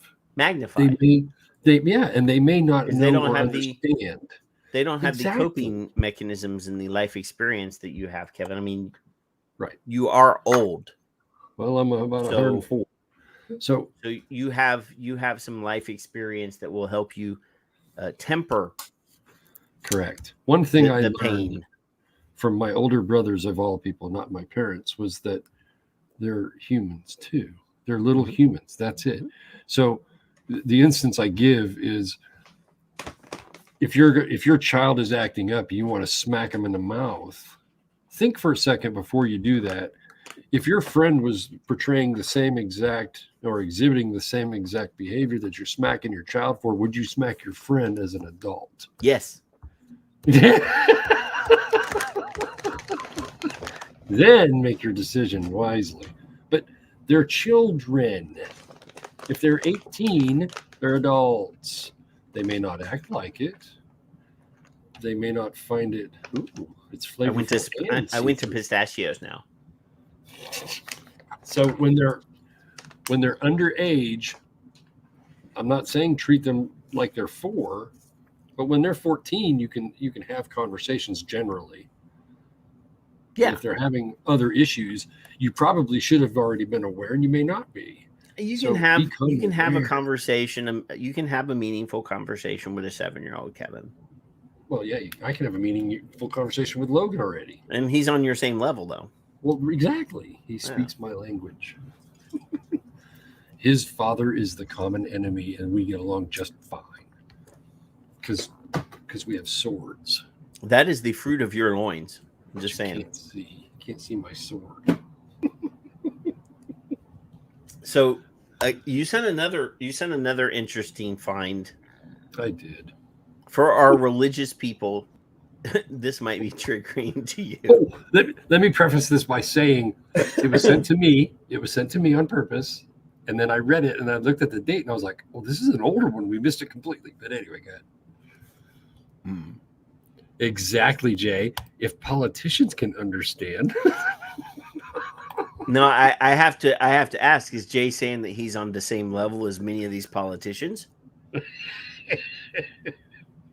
I just want to bust Jay's chops tonight. Oh. So I just thought this was hilarious. This is Kevin's find. No. Somebody else sent it to me. I'll leave them nameless. I'm giving you all the responsibility for this one. Go ahead, scroll. I did remove a couple things from your suggestions, but I had to keep this one. All right, go down till I. So the headline says, "What does the Bible say about vaping?" It's got this is from 412teens.org. 0 shares. I'm surprised this doesn't say 420 teens. I'm just, Well. Here, you read this. The first paragraph. The preamble. Yeah. The first paragraph is the same bullshit you hear on every other fucking thing that you read from everybody else. The second one says, since the Bible doesn't talk about smoking or vaping specifically by name, we need to make sure that we're going to gaslight you so you'll think just like us. Oh, I mean, no, that's not what it says. We need to take some biblical principles into account when deciding whether to vape. They don't worry about the smoking on the second part of this sentence, just as a note for all. Our conviction, keep that in mind, is that detrimental effects of vaping far outweigh any perceived positives, and that vaping is sinful for young believers. Here are biblical principles we use to back up the conviction. Now, respect your parents is obvious, and I can't scroll from here, but if your parents have already said no to allowing you to vape, then you must respect that rule. Also, if your parents have already said no to allowing you to vape, see Meredith's son, because they're going to do it anyway. Regardless of it, you are legally old enough. Regardless of if you are legally old enough or if vaping were perfectly safe, stop it. As long as you are As long as you are under their authority, you little bastards, you do need to respect their house rules, because it doesn't say it in the Bible that you can't do it, but it doesn't say it does. Oh, so if your parents say no, then you need to say no. Do not question authority. Well, that's not in there, but that's my opinion. If you're living independently away from home, your decisions about what you do will be between you and God, but please take into account these next biblical principles as you consider vaping. And we need to move on from this.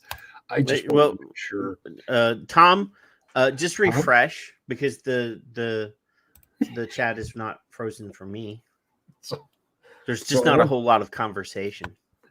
You know what I like? No, Kevin. I seriously, I want you to read a couple more of these. All right. Fine. So 2. Yeah. I'll read this one so that right. you can rest your vocal cords for a moment. So it says, do not allow anything to master you. Except authority. The Apostle Paul talks about how we have freedom in Christ to do anything, but that doesn't mean that we should do any given thing. We need to use discernment when making decisions like this, asking if what we desire is beneficial to our lives and our health. So for those of us that rely on nicotine because we have issues, our body craves nicotine. It helps us concentrate. It allows us to focus more. I would say, yes, it's beneficial to our health. And it's also beneficial to other people's health, because without nicotine, I have already said multiple times, I would go on a killing spree. So, yes, if you see a headline that says Corpus Christi man kills 25 in angry spree, you know that somebody took my nicotine away. So some things will, as 1 Corinthians 6:12 says, master us. Other translations use the word dominate or become a slave to. This verse refers to addiction, and it's well documented fact that nicotine is an addictive chemical. No, it isn't. Are you questioning authority? I am. I'm going to be put on that terrorist watch list because I'm calling it scientific authority of these. That's people. why I like you. Sort of. As Christians, we should not entertain addictive activities or substances because it damages our ability to exercise self-control. Except rather than being the one in control of ourselves, we allow the addiction to drive our words and actions.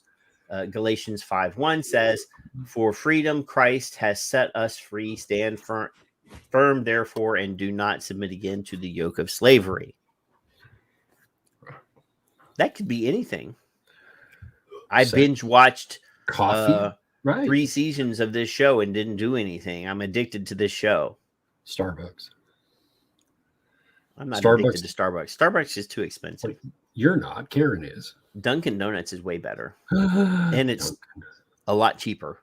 Mm-hmm. So I'm just saying, obviously we already know that that some imams in Islam have stated that vaping is haram, which means forbidden. Mm-hmm. Yep. The last thing we need is for another church. How many billion Muslims are there on the planet? How many billion Christians are on the planet? If we turn this into a religious war over nicotine, we're outnumbered big time. Well, Steve says, what about wine? Are you trying to piss off the Irish in me by saying bad things about alcohol? Really? I'm Irish, Patrick. I'm also Irish. It's okay. But you're a penny waste. You're like you don't drink. Calm the fuck down.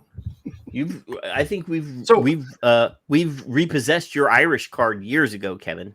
So that's another of the cards that have been taken from me. Your man card, now your Irish card. I mean, well, I got they're hanging over there. She's got them right where she wants them. So no, she has your penis, but like we've already, the Irish and the men have redacted your membership. You can strip search me. You ain't got nothing to see except that string in the back. So These are adults telling children who won't listen to their parents to listen to their parents, to stop doing things that they don't want them to do, because you have to go with my morals no matter what happens, even though it might be helping you. Fuck off. You can't do that any longer.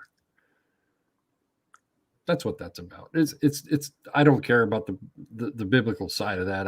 It doesn't matter. That's not the discussion. No, you walk into a church, it's going to burn down. I mean, just saying, It will implode likely, and it will cost lives. So I don't.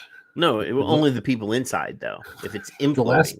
The last time I was in a church, it didn't end well with my mother and I. She and I had an argument, so we don't do that anymore. It's not the church's fault that you're a dick. Argue with your mother. I was with my mother. I was being a nice kid, taking her to Christmas mass, and then there was an incident, and I said, "But how did that happen?" Well, we changed it. Well, how did you change it? What are you doing? And then we never really.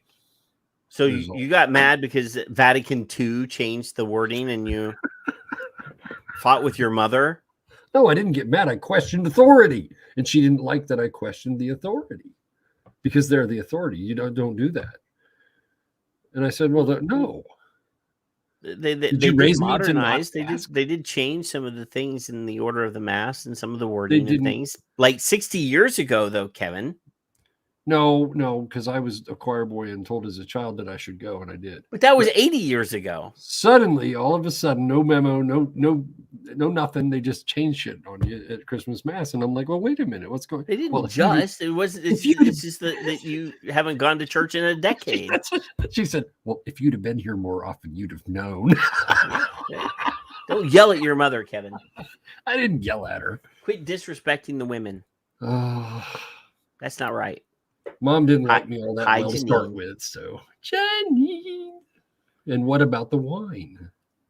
I already said, Jesus. Don't get my dander up. You whiskey or wine? Which is it? Both. What's the matter with you, Kevin? Seriously? You asked me to choose which wonderful thing that I like better? So really, this is all about control, that article. Just control. Do as you're told. What Gabby something said. Mm-hmm. You don't even know you have the right to have an opinion. Some of these kids don't even understand that they have the right to speak. Oh.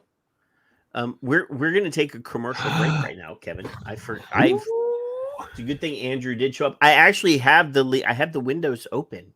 I done showed you. Where's it at? So they're already open. I forgot to mention them.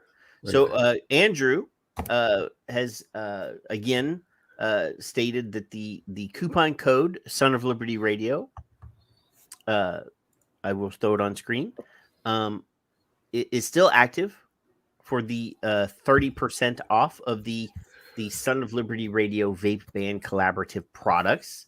That is the limited edition glow in the dark hashtag clusterfuck vape bands in 22 and 24 millimeter. It says $6 and you get two. You get a pair of these vape bands for $6. That's minus 20 or 30%. So that's less than $6. Mm-hmm. And then the limited edition Son of Liberty Radio wristband, the hoist the black flag wristband with my logo, the crossed mod skull and crossbones with the wonderful phrase "hoist the black flag." That is $5 minus 30% for this limited edition. And if you spend more than $10, you don't even have to pay for shipping. Mm-hmm. That's pretty cool. That is pretty cool. That's pretty cool. And, obviously we still have the Son of Liberty Teespring store open. I will copy and paste the address if you want to buy a t-shirt to help support Kevin and I.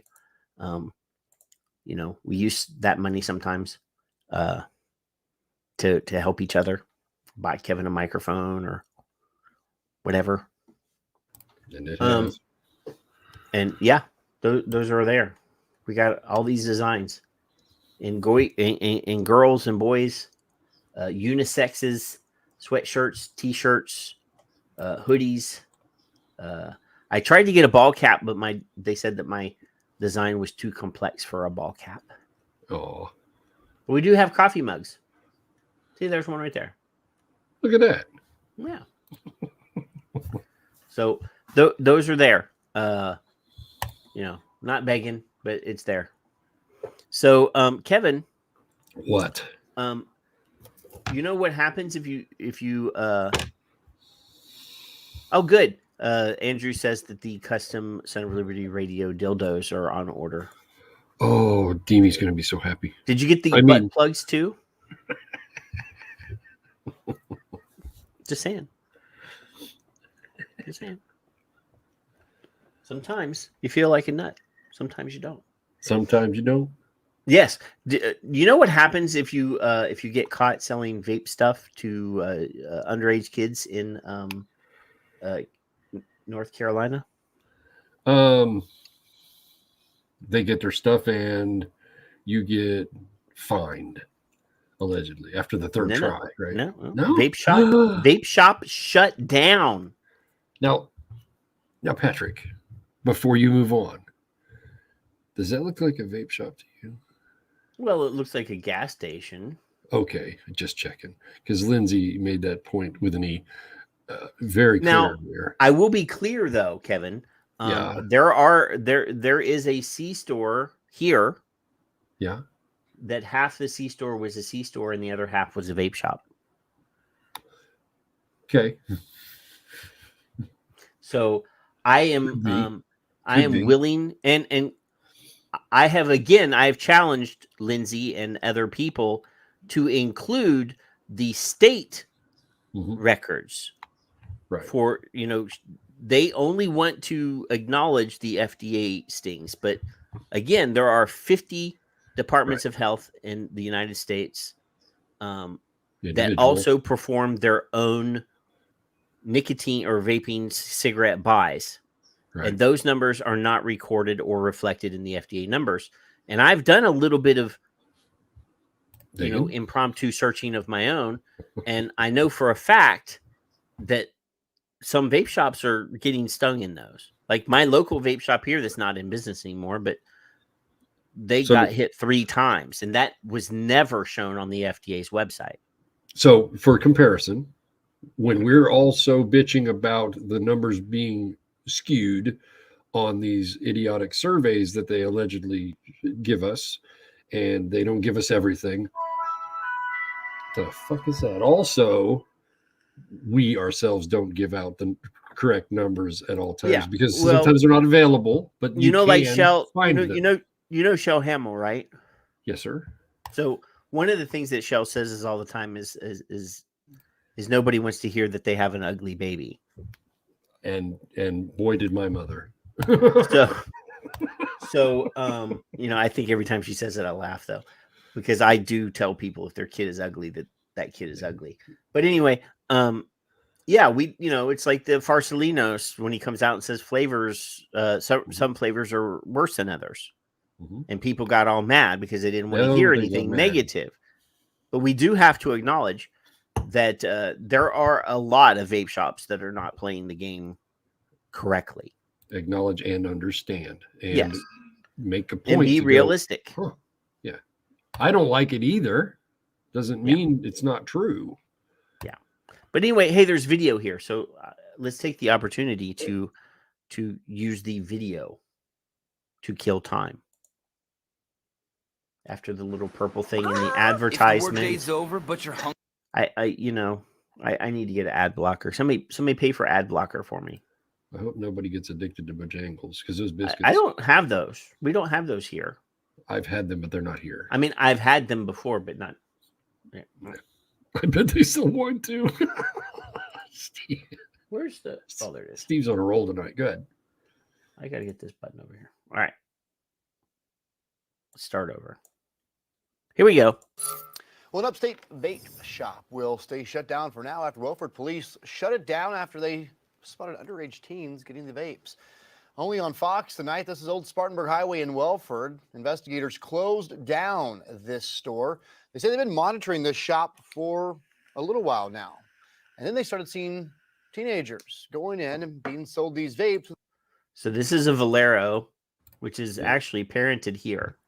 For a little while now. This window shows a traditional C-store, right?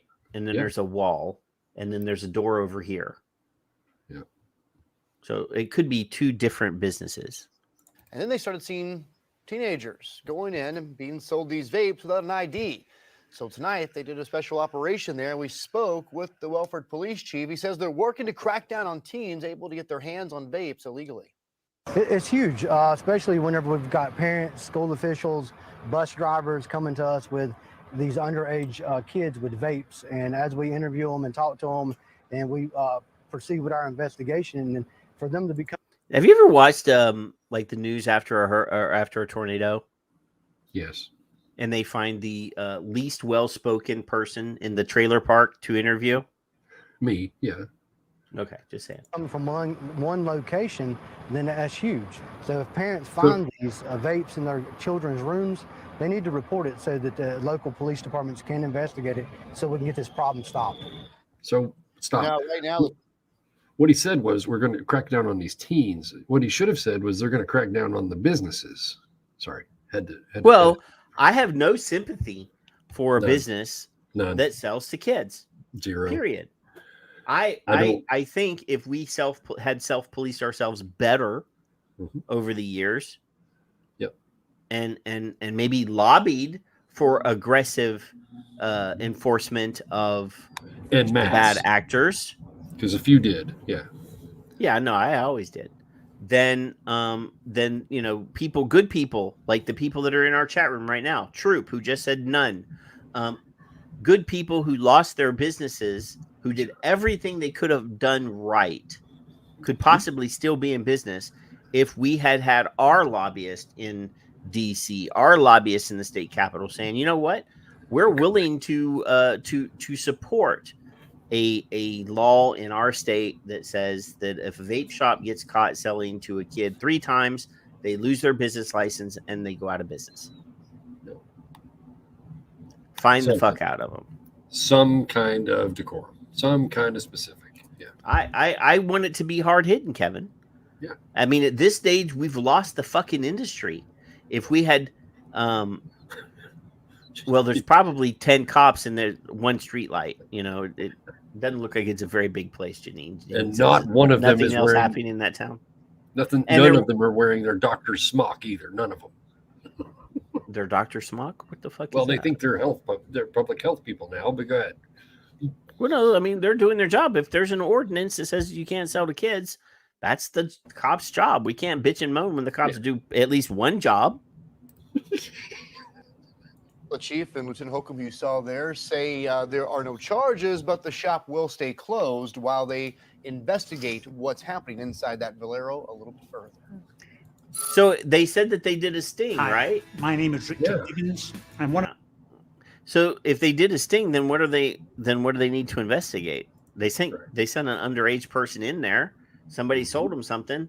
They went in. That's how it works. So that's the investigation. We got this guy selling to that kid. So, you know, we got him, and now we're going to get the store. And, you know, I'm just saying. There it is. Cut that out. Yeah, stop it. So, we've only got 2 more pieces. Oh boy, we might hit my midnight deadline. Woohoo! I got to get up early in the morning and drive 2.5 hours to San Antonio tomorrow. It's after midnight for me already. Well, your time doesn't mean anything to me. I know. It's okay. Just saying, you know. Fine. So one of the things that we've proven quite well, as far as I'm concerned, that is if you ban something, the market for that thing that you just banned will increase, and Cuban cigars, and people, yes. Well, I got in trouble for Cuban cigars, Kevin. But people that are willing to make an extra buck will actually fill in that gap. Like prohibition, alcohol, 20s. Mm-hmm.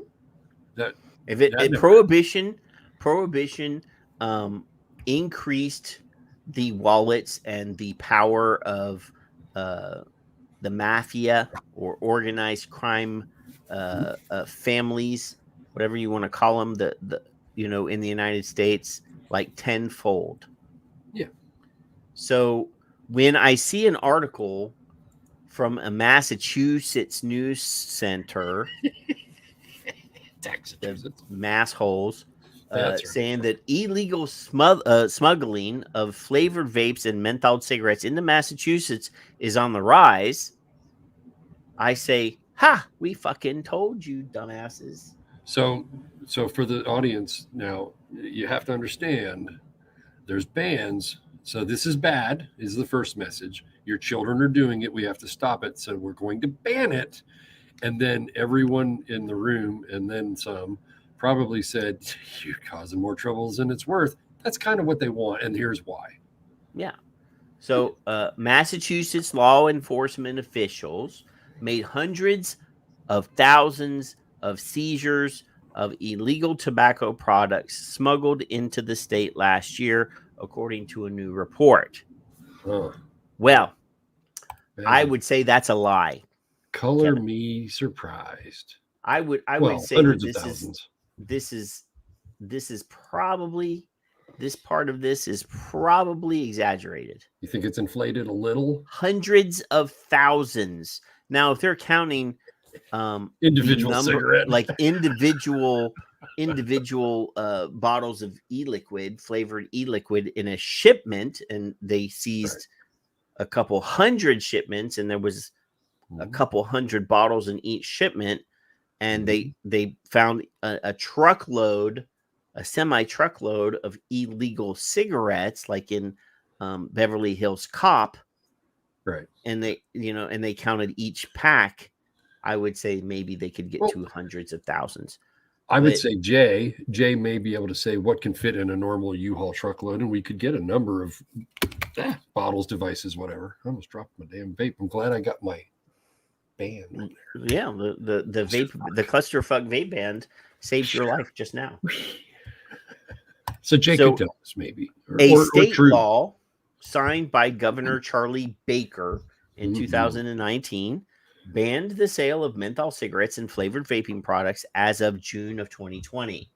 But the report by the state multi-agency illegal tobacco task force says those products are being bought out of state and illegally sold in Massachusetts.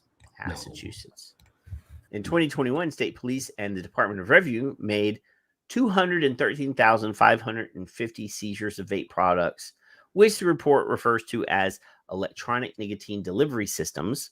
There's a quote here. It says, the increase in seizures of flavored vape products and menthol cigarettes, combined with the decrease of revenue for cigarettes and other tobacco products, likely indicates increased cross-border smuggling of these products, the report said, noting that neighboring states, including New Hampshire, Rhode Island, and Vermont, reported an increase in tobacco revenue last year. So when we told everybody like New York and Massachusetts that you were just sending your money across the border, Kevin and I were right. Yep. Everybody else that said the same thing, we're right.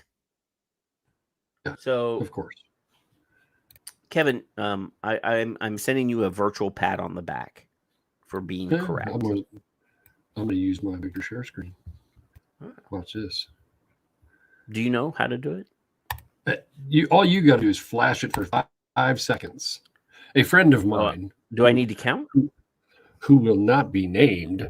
This is a very common thing for alcohol, cigarettes, and now also vape. I was told about a month ago. She, among others, I've seen it with others because I have friends over on the East Coast, the New England area, who do New Hampshire runs. And if anybody needs anything, just call.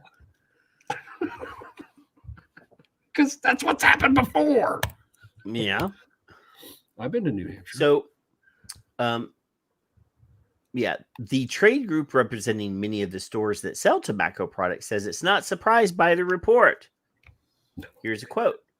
We knew this would happen because there was demand for these products, says Jonathan Scher, executive director of the New England Convenience Store and Energy Marketers Association.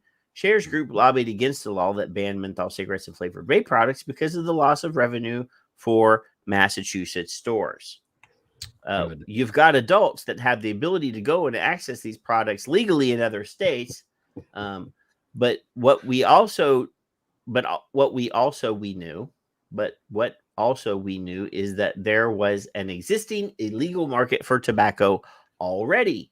And when you vacate a market worth hundreds of millions of dollars and you've got you've got participants in that space, we had no doubt that they would be going to fill that void. The new report details several illegal tobacco busts, including a Springfield man indicted last March for smuggling tobacco in from Connecticut, totaling $4 million in unpaid excise taxes, and a search warrant in Brockton last month that uncovered nearly 6,000. See, this is what they're doing. They're counting each bottle. 6,000 flavored vape products. Yep. Prior to the state ban, Scheer told this, added, the sale of these products was highly regulated, and there's now less control of what products consumers are buying off the black market. Why don't we want a black market, Patrick? What Because again, against we have unsafe things. We have people who barely and I'm not trying to be insulting to vapors, who barely are smart enough to put 2 and 2 together, able to order things like this off of the internet, and maybe not understand how dangerous this could be if they handle it incorrectly. I'm showing this on purpose, Kevin. This came in the mail this week. I need to rebottle it and put it in the freezer.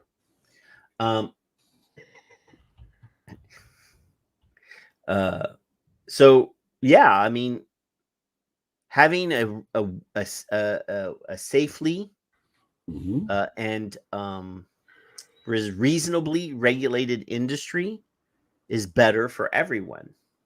Huh. Okay. I was just wondering. I mean, you know, I was schooled on how to do it properly. Yep. But there are people out there who think that they're smart and that they can find an app that will tell them how to do it, and, you know, maybe mix product in their, you know, bathroom sink. Not clean, you know, not a clean place. And you know, sell it. And God knows if they miscalculate, they misread an instruction and put 10 times the amount of nicotine that they're supposed to have. Yeah. And it could be bad. And wouldn't you know it, that they don't really care about your kids and all that. I don't have any kids, but you know, as a side, that I know of. As a side note, there's a guy, and I think it was Australia, and I don't recall. I'm sorry, I don't have it in front of me, who used powdered caffeine and passed away because he misread the numbers, and that's a very sad thing. So even in that market, there can be issues. So a black market is not a good market. No, not fond of it. And I mean, if we didn't learn anything on the war on drugs, Kevin, answering Tom, almost all are so stupid. Yes. Yes. So, Healy is the attorney general who wanted to crack down, and then dickhead governor wanted to make sure of yeah. So send all complaints. It's okay. Now, you know, we had Jay Love on the show last week. Remember, he came on late. Yes, we did. He's our very good friend, Jay. Late to the party. And you know, Five Ponds, you know, they helped us out and sponsored us for the first half of the year, and supposedly they're going to send us, you know, money for the second half of the year so that we can still do what we do. All the bills are already paid, but their whole business model now is synthetic nicotine, except for a few things, right? Everything I think is synthetic nicotine now. But according to Filter Magazine and Alex Norcia, Yep. Or Norcia. I've heard his name said 2 different ways now. I always thought it was Norcia, but it could be Norcia. 3 states have bills to ban synthetic nicotine. Look at that. And some of them are not very. They're kind of sneaky. So Alabama's already done it. Mm-hmm. Alabama's already done it. So legislators in 3 different states, Georgia, Maryland, and Mississippi, have recently introduced bills that would only allow the sale of vapor products authorized by or pending authorization from the FDA. Each piece of legislation would also establish directories to inventory authorized vapor products. And that list would eventually be made public. So they're saying if your product has been approved, and that's not the right word, if you have received market orders for your products, then you can sell those products. If you've submitted your application and it is currently under review, you can sell those products. Yep. If they have not authorized your application, or if you didn't submit an application, then you cannot sell your products in those states. If these bills were to pass, that would mean that the companies like Five Ponds that did not submit a PMTA application, those products would not be legal in those states. So they've therefore, it's sort of an under the table ban on synthetic nicotine, not like Alabama, which is an outright ban on synthetic nicotine. What they're saying is if you didn't submit an application, you can't sell your products, your vapor products in our state. So the proposed restrictions seem somewhat counterintuitive since the FDA has denied thousands of producers through its PMTA process. These manufacturers already cannot legally sell their products in the United States, even if some are fighting back in the courts. On the surface, then, the state bills just reiterate that the federal government has decided. There is an enlarged quote here. It says, the reality is that these bills would shut down licensed small businesses that are operating in full compliance with federal, state, and local laws. Not true. Not prima facie true. If you've received MDOs, or if you submitted your application and have not yet received it, according to the letter of the law, if you are still selling those products right this minute, even though FDA said they're prioritizing enforcement, you're technically already illegal because we've passed the judge's deadline. Technically. So this quote is not accurate. But observers have noted another intention of the bills is a roundabout way to ban the sale of synthetic nicotine, which some manufacturers have turned to as a loophole of sorts to keep making flavored e-liquids preferred by their adult customers. The elected officials sponsored these bills may be under the mistaken impression that their proposals only targeted and illicit and counterfeit dealers. And I'm contradicting Greggy here, because he's the one that has that quote is from. Greg Conley, the president of the American Vaping Association, told Filter, the reality is these bills would shut down licensed small businesses that are operating in full compliance with federal, state. That's not true. Right. A trio of Republican lawmakers, including Senator J.B. Jennings of Maryland, State Senator Jeff Mullis of Georgia, and Representative Nick Bain of Mississippi, have introduced these 3 bills in their respective states. These 3 are the 3 also have something in common besides their party.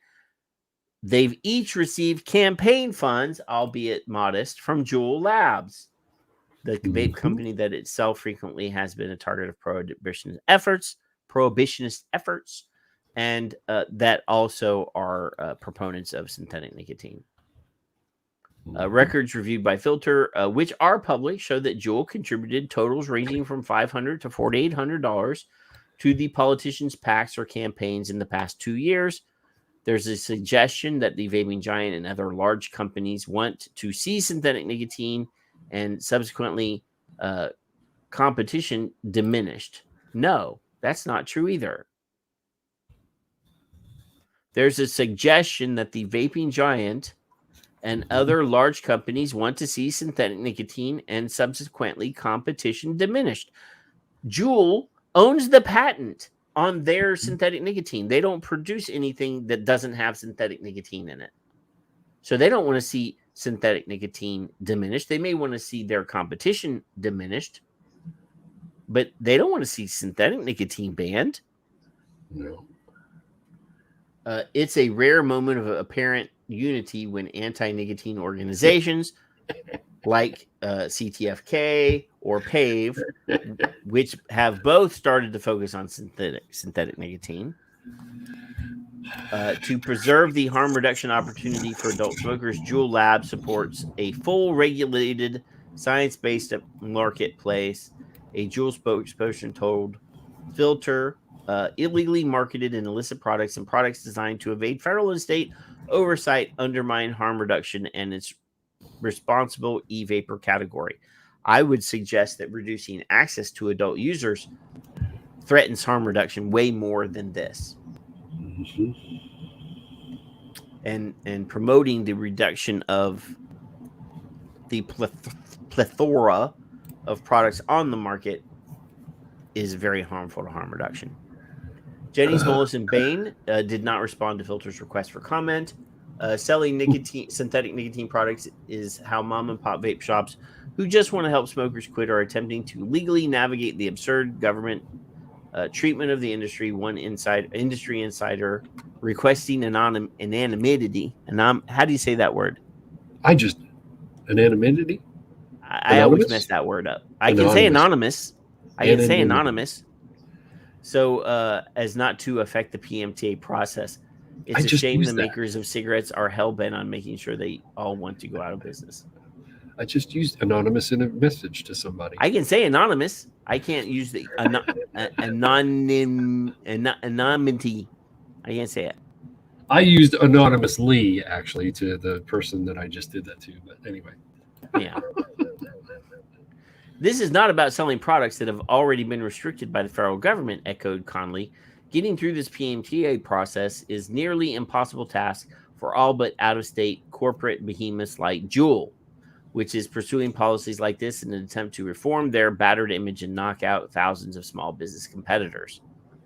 The lawmakers' justification, of course, is the same one vaping has faced the last few years. Teenagers. Let's just kill all the teenagers. Well, we should ban kids, except for my grandson. Well, he's not a teenager. True. But he will be.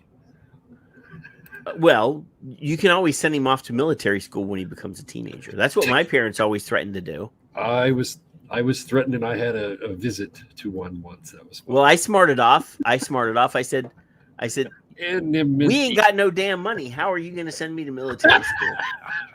I didn't think of that. Damn it! They're not free. You're so much smarter than me. Military schools are not free. Mine was going to be in Kentucky. Wasn't too far, and we're not coming to visit you. Despite youth vaping rates significantly dropping in 2021, federal data show middle and high schoolers migrating away from pod-based systems and toward disposables. Their favorite brand now appears to be Puff Bar, which has switched to synthetic nicotine and has almost become synonymous with the substance. Many in the industry, however, are quick to point out that it's common to mistake counterfeit devices for genuine Puff Bars. I'll tell you this. I've never seen a Puff Bar in person, Kevin. I haven't either. I've seen other stuff at the convenience store that looks similar, but they're not called Puff Bar. Nonetheless, Puff Bar has become the new prime target for public health organizations that oppose vaping. See, I don't like why did they call themselves a bar in the first place? There was a couple brands that came out that were something bar, candy bar. I don't know. Puff. They wanted to give a feeling of alcohol. Who the fuck knows? I got an answer to all this. I got the solution. You didn't what? Adults need to do whatever the fuck they want to do because that's their freedom of choice. It's my And prerogative. parents, right? Well, prerogative. And parents need to parent their fucking kids, and kids need to quit doing stupid shit. That's all. Well, That's all I again, got. Kevin, And politicians you need did to shut the stupid hell up. Of course I did. There were consequences. That's part of being a kid. What's that guy's name? Caleb. I keep bringing up Caleb. You tell a kid not to do something. I think damn well going to do it. I think you should tweet what's her face and have. She doesn't have a Twitter. Well, you should. Well, get Erin or one of the other girls there. One of the other. Every time I see a pave post about vaping, I use the video. It's still on my phone. I will never delete it. We should, and this is ingenious in my opinion. We should invite Caleb on the show. No holds barred. He can say anything he wants. We're not going to, confront him or put words in his. Well, he's an adult now. I can talk to him like an adult. Let's bring him on in then. He's 21. Oh, is he 21 now? Yes. He's not the same kid that quit vaping in a day, though. That's Aaron's kid, right? I forget which juvenile delinquent I'm talking about. I don't know which one. I mean, both of those parents' kids both admitted to vaping. It's just that I have video of him saying that Jewel came to their school, which I can't prove or disprove, but it says that Jewel came to their school and said, "Our product is not for you. Don't use it." Yeah.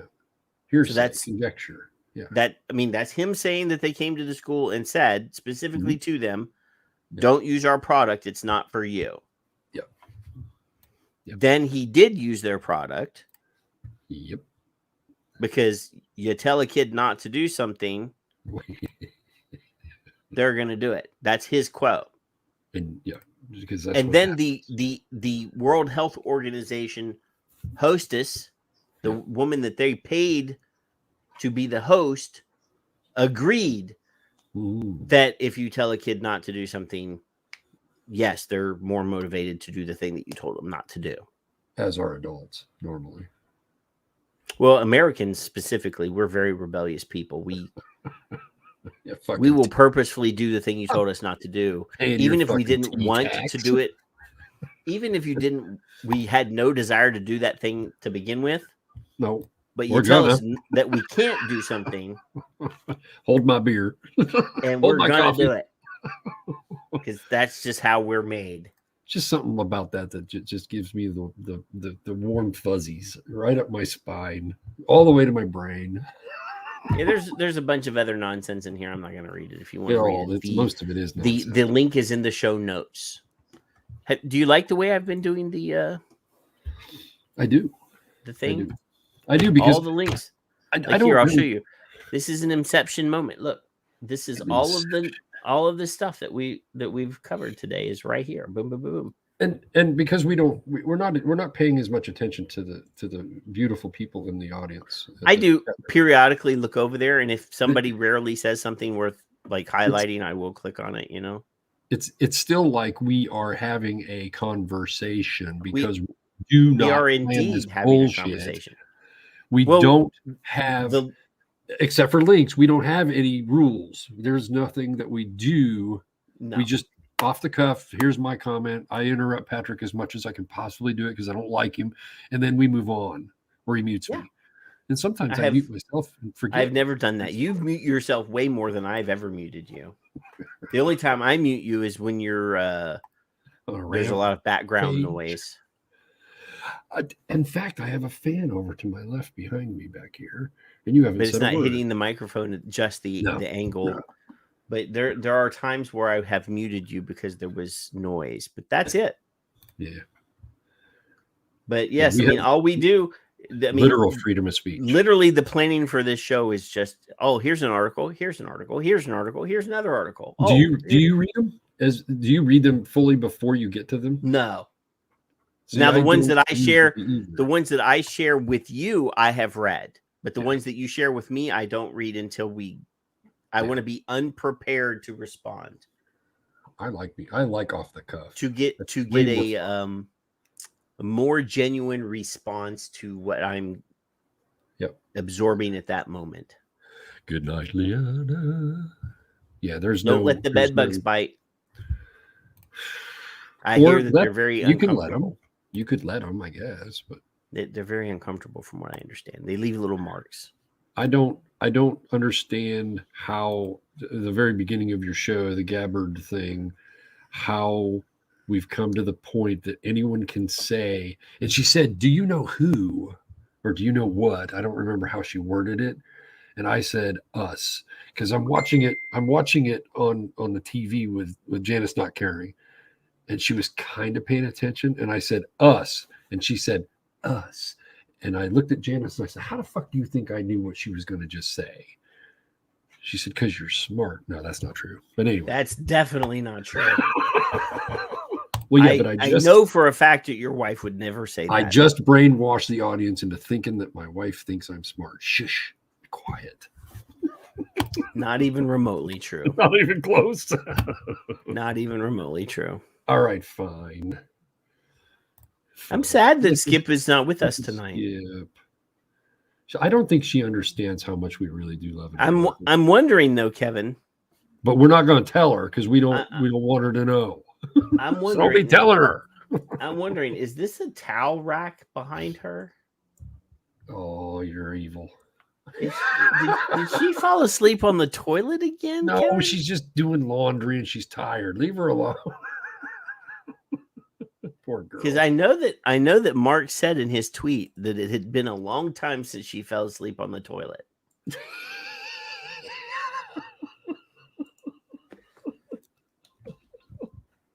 You're gonna get your ass kicked, and I'm gonna laugh. Get him again, nab his balls, get him. I say cranky old broad, and you take offense, and you. So the tweet from our very good friend Mark says, "Long time since she sleeps on the toilet. She's been quiet all week, and up most nights. Poor Weeble. Not happy. Hope the TV guys make her laugh again." From Mark. Well, she's got to watch the whole show to get to this point. You're gonna get smothered. and Chris Lalonde says, "Mark, love these photos, but someday you're gonna get smothered with a pillow in your sleep and wake up surprised." She needs like a week's vacation in Maui or something. I do too, but you know, I don't like you. I'm just saying she, not you. So it's not about you. Apparently, Mark is going to get in trouble for taking a picture of her falling asleep on the toilet. Maybe we need to transfer the Dave Gorlitz bail money over to Skip's husband. That's You spent that money already. Don't lie. Well, all $14. I bought me a new vape.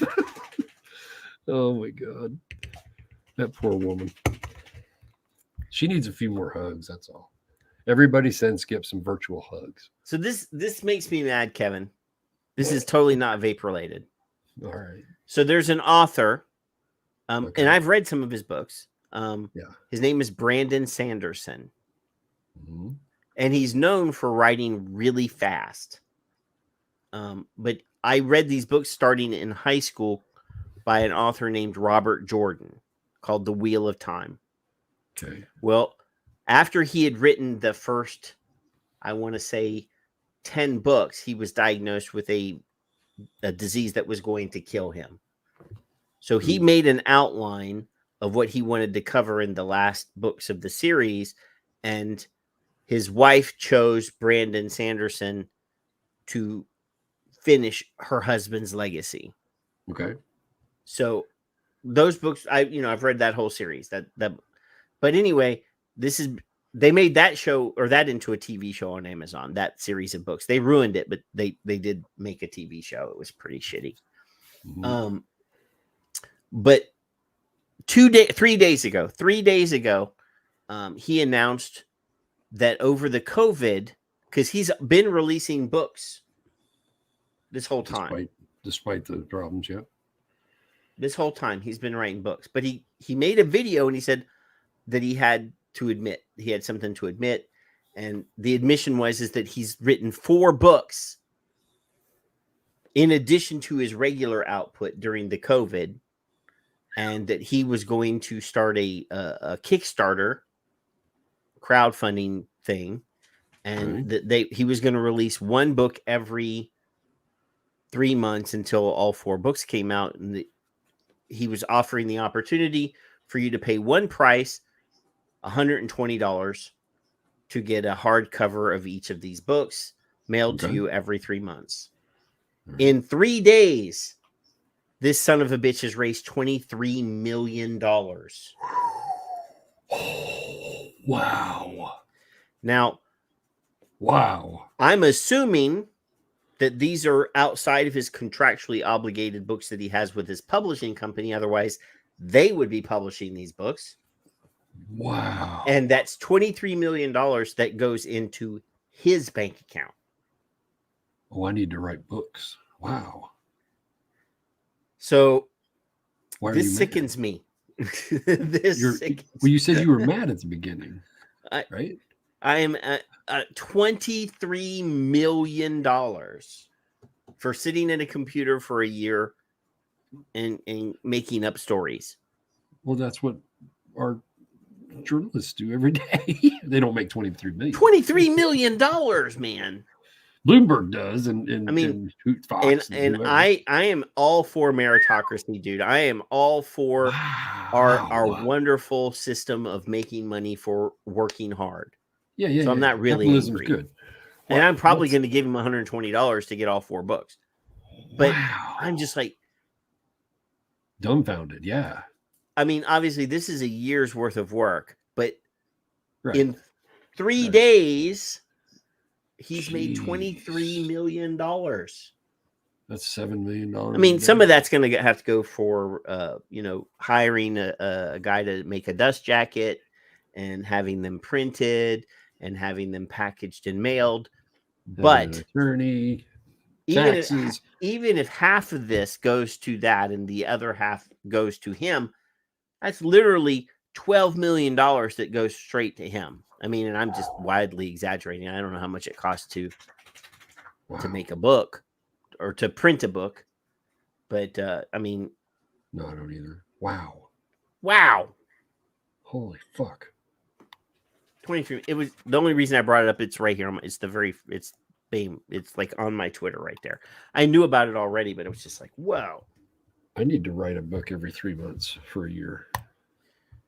Well, you need to write something that somebody will pay for. Right. Oh. Well, with everybody I know gives me $1, I might have 7. Did you see this, Kevin? Did you see I this? did. In fact, I did. Did you see this? They're releasing all of these people, all Inco, Global Forum on Nicotine, all of these people are poaching from my guest list. I know. They did their little Stress Charles did their little advocacy burnout panel. Shh! Don't spoil or do anything like that because I didn't see it. And I'm going to watch it. I know, but like I already said it. Like almost everybody on that panel has been on this show. Eliana, yes. Charles, we adore them all. Every damn one of them. There was like 5 people on that panel. 3 of them have been on my show. So did they do science? Is the only thing I want to know. Well, Eliana did science on my show. I don't think that they did science. Okay. But and now they're poaching Mark Tyndall. Because if she's got that big nicotine model thingy, that's just going to trigger me again. I am. You know how I was last time, and if they do that, I can't. You have to remember to use the proper pronouns, Kevin. I'm going to have to use the pause. We don't want to offend anyone. What? You babbling about? She does not prefer she. She would like to be called they. I didn't. I apologize because I really they them. I do not have any recollection of that whatsoever. Don't misgender people, or we'll get in trouble. All I know was there was a model, and we love them, so we don't want them mad at us. Correct, and I apologize. So I liked that model, and I liked the science given, and the inhaler thingy, and the holy shit. Nobody did that but us. Huh. So that's all I know. That's all I got to say about that. Just saying. I'm getting old, man. Patrick ruins everything. I love that quote. I'm going to use that. I ruin it by telling the truth about it, Kevin. Jay's quote. Patrick ruins everything. That's what it is. How is that open? Why is that open? I don't know, but we have such beautiful people in our. Since we have a our moment chat. before we leave, let's take a moment again to discuss the collaborative products that we have with Andrew at vapeman.com. If you don't, the wonderful offer that is being made, if you spend more than $10 on his website, free shipping. So you get one of the clusterfucks and one of the bands. That's how you. Well, with the 30% discount, you might have to buy slightly more because there's a coupon code, Son of Liberty Radio, no spaces, and you get 30% off. And you spend how much on a tank? What's an average price of a tank? $30? Well, depending on what kind of tank you're using, Kevin, because right. But let's pretend it's 30 for conversation's sake. $30. My blown glass K Fun that I have here costs substantially more than $20. Well, that's because you're a freak, and I don't even like you. But would that band save your substantially more than $30? Yes, it's handmade blown glass. There you go. This K Fun costs more than, and see, it is currently protected by a clusterfuck vape man. Contrast in the white, blue, and red. Yes, it glows in the dark. Look at these beautiful, beautiful things. So, yes, please take advantage because Andrew's kindness is not. It does have an end. I'm sure at some point he's going to say, no more coupon code for you. Yep. And then while you're at it, get yourself a stylish wristband or a billet box protector because you can put it on your billet box just like that. And now it is protecting your billet box. I know that, I know that everybody doesn't have one, but there's other vape box mods that you can put it on. That might. I think it would go around. Well, no. Yeah, I think that clusterfuck would go on this Nord thing. Yeah. Nord. I need to find out if anybody has the Aspire Nautilus AIOs.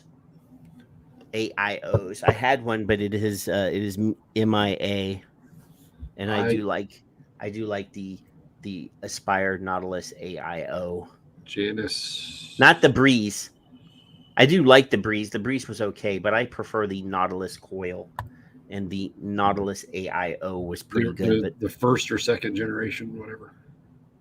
The one that uses the actual Nautilus coil. Yeah. The little AIO thing. I like those. Janice had them for a while. We got them in Bowling Green. And I don't know what happened to it. And they were good. They're good. I could have those with me in the car, good. And I wouldn't have to haul a billet box with me all the time. I went down to Bowling Green. The only, I think you asked me this last week. The only vaping event that I had gone to. James was down there. Dave was down there, etc. And among others. And I went to the Aspire thing and I said, I love these. And he's like, here, have you seen these? And that's what he gave us two. And I wasn't expecting that at all. And then the K Fun is made in Germany, not Russia. And then the next morning I went back and I bought two more because Janice is like, oh wow, these are good. So I don't know if she has her other one because she doesn't use it anymore. And if she doesn't want it, I will give it to you. No. All right, $100. You're giving me your wife's stuff? Well, then it's $100. Your wife might want that. I don't know. She's persnickety. Well, I mean, she's had me 30 years. She liked it at one. She's not very picky if she's kept you. 30 fucking years. 30 years. That is astounding to believe. I know. I have a hard time wrapping that around my little head. That is quite concerning. In fact, this is a fun fact for everybody in the audience. She told me after I asked her to marry me, literally, it ain't going to last 5 years. That's what she told me. She was wrong. Well, maybe she was trying to scare you away so that she could find a handsomer person. And it didn't work. That's quite possible. I don't know. Just saying. I don't know. What's an OBS Engine 100? It's a 100-watt mod. It's like a 2-battery box mod. Oh, yeah. So, you know, I'm here. I have, you know, I have like tanks that are, you know, never opened. Yeah. Night, Tom. I have 2 of these things, but I don't like these things. I can't tell what they are. I bought these. It's like a Nord. Okay. Do you know why I have this Nord? It's called a Lyra. My son said he wanted it, and I said, if you don't use it, I want it, and then I got it. So that's how that worked. I bought it. And I have these things. I have several of these that are still in the box. That's what you need those vape bands for. I know. Protect them. But I took everything apart that was sitting on my desk. Yeah. I had like 25 devices on my desk. I need pictures. You need to just 25 tanks. Well, I took them all apart and cleaned them, and now they're all clean and they're in the cabinet. So why don't you take all your devices and put it into book form and raise $27 million? Why aren't you doing this already? What? Because what? Take the pictures, put them in book form, and then sell the book. Well, why would somebody want pictures of vape mods? That would be stupid. They would prefer to be able to buy a vape mod. More importantly, why wouldn't they? You could have the history of vape mods. A bastard asked if I have a billet box band. Ah. And look you do now. Look at you go. You go, girl. Here she comes. Skip, I am not responsible for the things that Patrick has said and done. I didn't do anything. Back about 10 or 12 minutes probably, but I am not responsible for any of that. And I love you and good morning. Why are you a fink? You fuck. You're trying to get Mark in trouble is what you're trying to do. Just don't go back about 15 minutes. That's all. Don't even go to your Twitter. Twitter's broke. Stay away from your Twitter profile. Oh, lordy. See, have you fixed him any breakfast stuff yet, by the way? Because, you know, obey. Breakfast? Well, she's just woke up. Maybe she just woke up, but Mark's probably asleep, and it's midnight, so there's not time for sandwiches or. Oh, that's right. Yeah, it could be time for cleaning the floors and doing the laundry, though. You guys are on the other side of the world. I forget what time it is. Doing the laundry. Jesus Christ. Go fix me my turkey pot pie.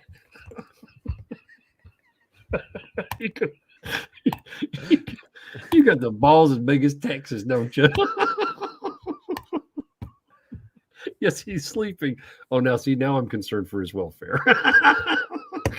It's Steve.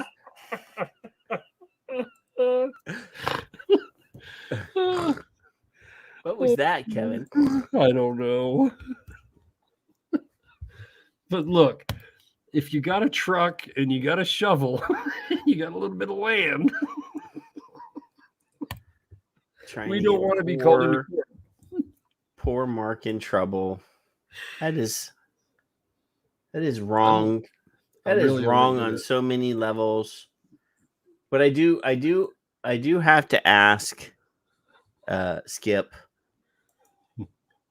where were you when you posed for this picture? And now see, you're gonna die. That's right. Take your focus away from Mark and go directly at Patrick. They've got acres.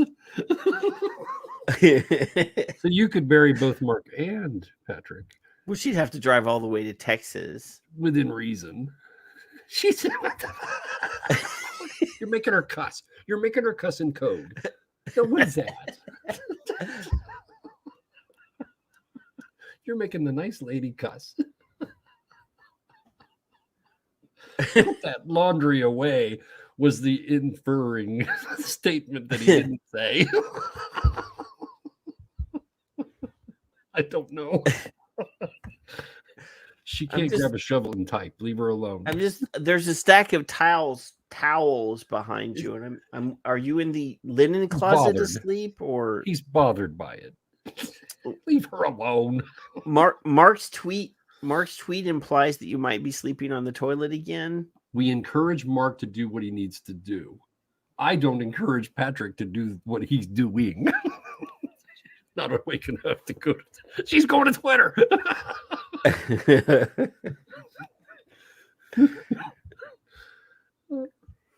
Hey, Mark, could you come out here and help me dig this hole? Here's a cookie. Here's some biscuits. You enjoy that.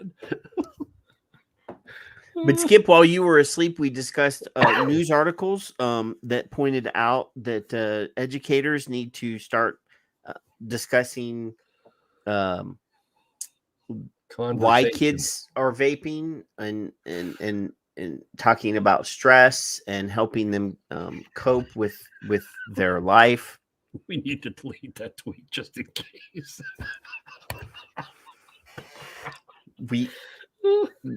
We discussed that a new study came out that said that vaping was worse than smoking. Oh yeah. That vaping could cause your spine to degrade.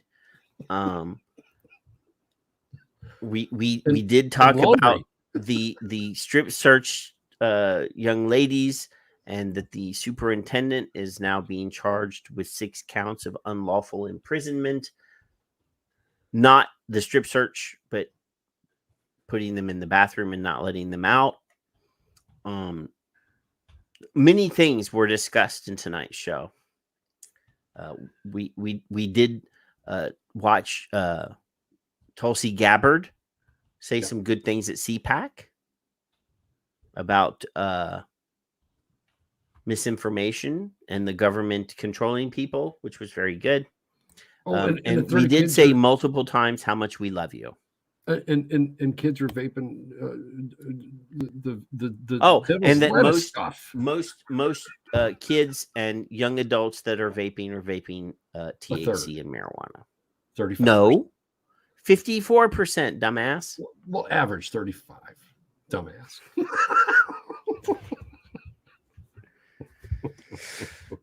So, oh no, we were entertaining. We weren't depressing. It was quite fun. It was very fun. I told Patrick he sort of was a genius or something, and I almost liked several him times. About like 4 seconds of a clip. I liked him. I already saved the picture. Yeah, sure, that's right. Rile her up some more. Oh my god! I'm putting it in my collection. You know, you could sell that as a book. You ever see those serial killer movies where they go into the serial killer's apartment and he has a shrine of his? Yeah. I have Skip all over the. Honestly, we ought to advocate for a picture of a recent photo of Mark, just in case we could put him on the milk cartons out in that. Well, you never know. I'm not quite to 12 yet, Kevin, but when I get 12, there's going to be a calendar. Calendar and maybe a book deal. You could do the GoFundMe thing. Well, no, we don't even. I can crowdfund the calendar. Yeah. There you go.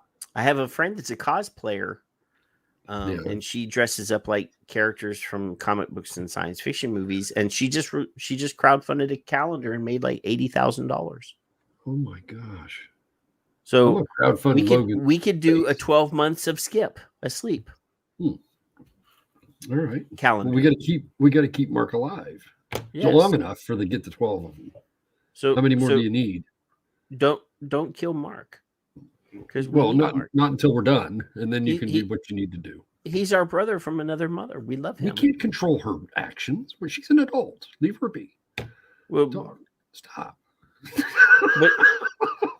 But if she kills Mark, whose laundry is she gonna do?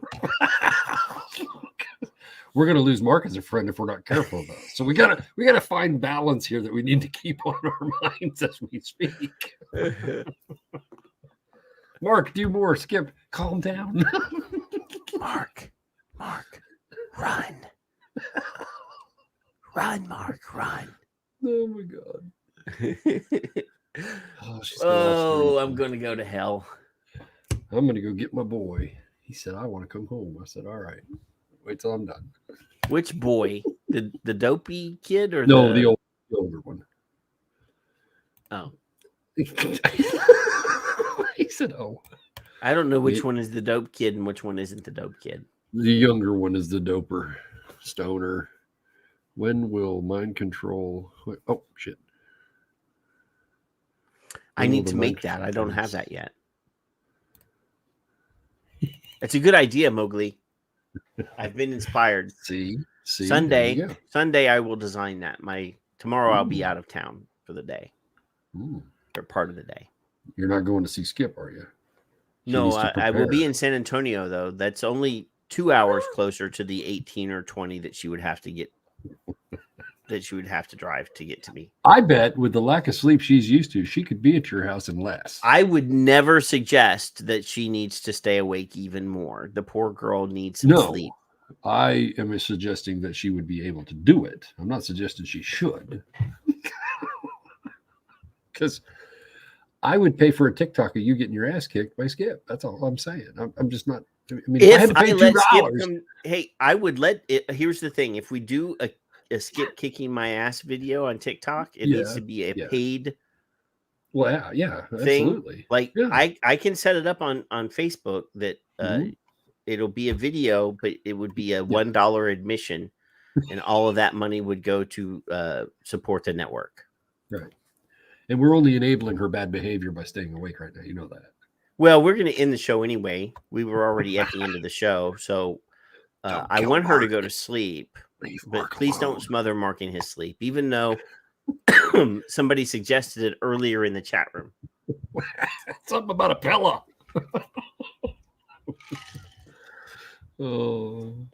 But we do love you, Skip, even though we like to annoy you with pictures of you sleeping on the toilet. See, Troop would market it. See, we got people. We know people. Yeah, we could have. I technically could set it up that you'd have to pay to be a member of the YouTube or pay to watch the show. But if we did that, we would have only made $10 tonight anyway, Kevin. This year, you mean? That would have that would have only bought us 2 Starbucks or 3 or 4 Dunkin' Donuts. Here's my only Starbucks show story. It's quick.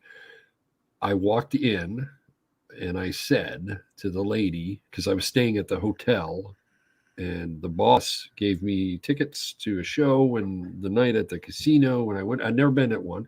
I went into the Starbucks the next morning and I said to the little girl, do you have like regular normal coffee? She said, yes. I said, now, if you're going to lie to me and I have some Frappa Kappa Frappuccino. They have regular coffee. I'm going to Americano. Angry. And she kind of snickered at me, and I said, "Just plain old coffee. Just don't disappoint Americano. me. I don't want no flavor. Just coffee. Americano." I sat down, and there wasn't anybody in there but Janice and I. And Janice doesn't drink coffee or tea because she's a freak. And I said, this is actually really good. And she said, I figured you'd like it. And that was the extent of my Starbucks experience. I hate Starbucks. Americano. But it was good. It was really good. Do you put creamer in your coffee, or do a black coffee? So then you could have had milk. Well, preferred. milk. You could have had an Americano latte. No, I couldn't, because I don't want a latte, frappuccino. No, latte is just milk. It's just steamed milk. It's all it is milk. That's all latte is. Why would you do that? Because it actually doesn't it? Change the temperature of the coffee when they put it in. I just think it should be banned then. I don't like it. You would like an Americano latte, you dumbass. Well, but anyway, how would you like to say goodnight to our friends? I would like to say goodnight by hoping and thinking that Mark is safe. more than anything, then I hope we make good points. I hope we make you laugh until you cry.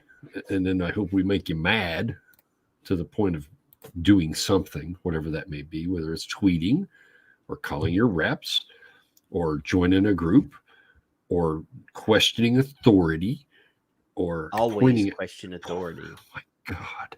There is no stupid question ever. I ask them all the time. They may be classified as stupid, but they aren't. So use your little noggin for more than a hat rack and think, people. That speech that Gabby Tuller or whatever the hell her name is, it's your girlfriend, not mine, is pretty important to the current state of affairs that have been going on in our world. Vaping forever. Welcome to the world. Everywhere else, from politics to healthcare to vaping to kids drinking to whatever it is. Oh, now look, Fig's in the room. So I'll shut up. That's my final thought. I love you too, Fig, by the way. Aloha. So Kevin brought up Tulsi Gabbard. Yes. It's the very first link in the Facebook post and the YouTube notes on tonight's show. We played part of it during tonight's show, a very small section of it.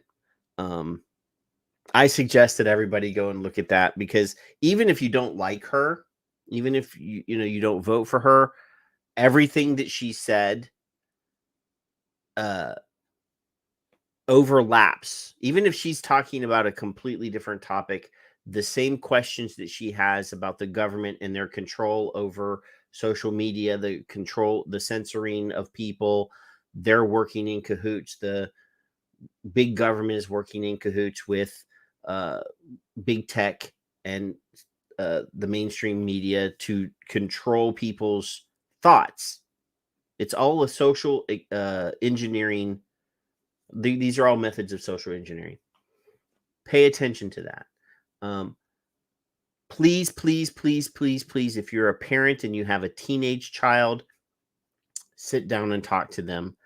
If they're using nicotine, if they're vaping or smoking, even if they're not, because I'm sure they know somebody at school that has stress, that has problems, and they will know how to approach their friends about these things.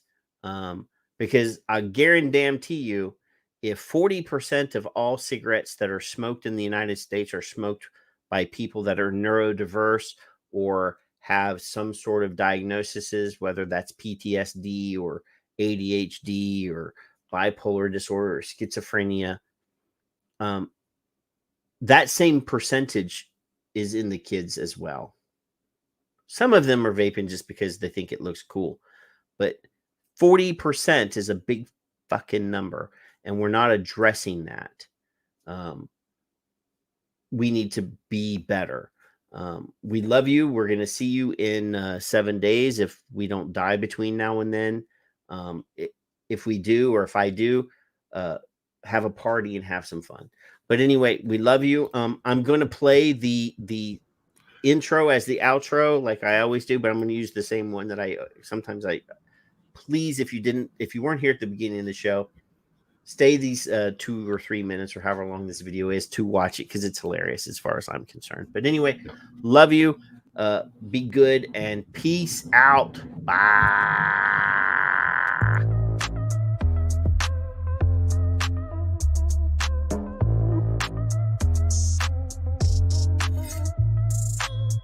We are one nation under God, and knowing that inspires us. It inspires us to look within and find that fundamental respect and care that we should have for one another. Bring your hands up for me. Okay, good. Check the armpits. Take your time. Look carefully. Okay, bring them down. Okay, let's spread your legs a little bit wider. Okay. Okay, lift your penis for me, please. Okay. Testicles. If he's uncircumcised, ask him to pull back the foreskin. Let's turn around. Look at the neck, back, spinal area, and buttocks. Okay, bend forward for me, please. And spread your buttocks. Look for anything inserted. Observe any constricting of the rectal muscles, which may indicate the inmate is straining to retain something. You may see a thin string, indicating something is there. If you have any suspicion, ask the inmate to squat and cough deeply, which could dislodge it. If you're still suspicious, call for a medical search. You're not authorized to make any intrusion into the inmate's body orifices. Who's going to protect our children? DA Edward Burke cited Wisconsin law in a report stating what happened in Suring does not meet the definition of a strip search. Having children stripped down to their bra and underwear is not okay in Wisconsin or any other state. My youngest, he said the other day walking into school, he was shaking. Green Bay-based school law practitioner Tony Stefik says school officials are not required to notify parents of a search. Some people would say, well, you're in the office. You need to call me before you question my child. That right doesn't exist. We are not subjects or slaves of those who govern. And by God's grace, we are free. And we will fight to remain free.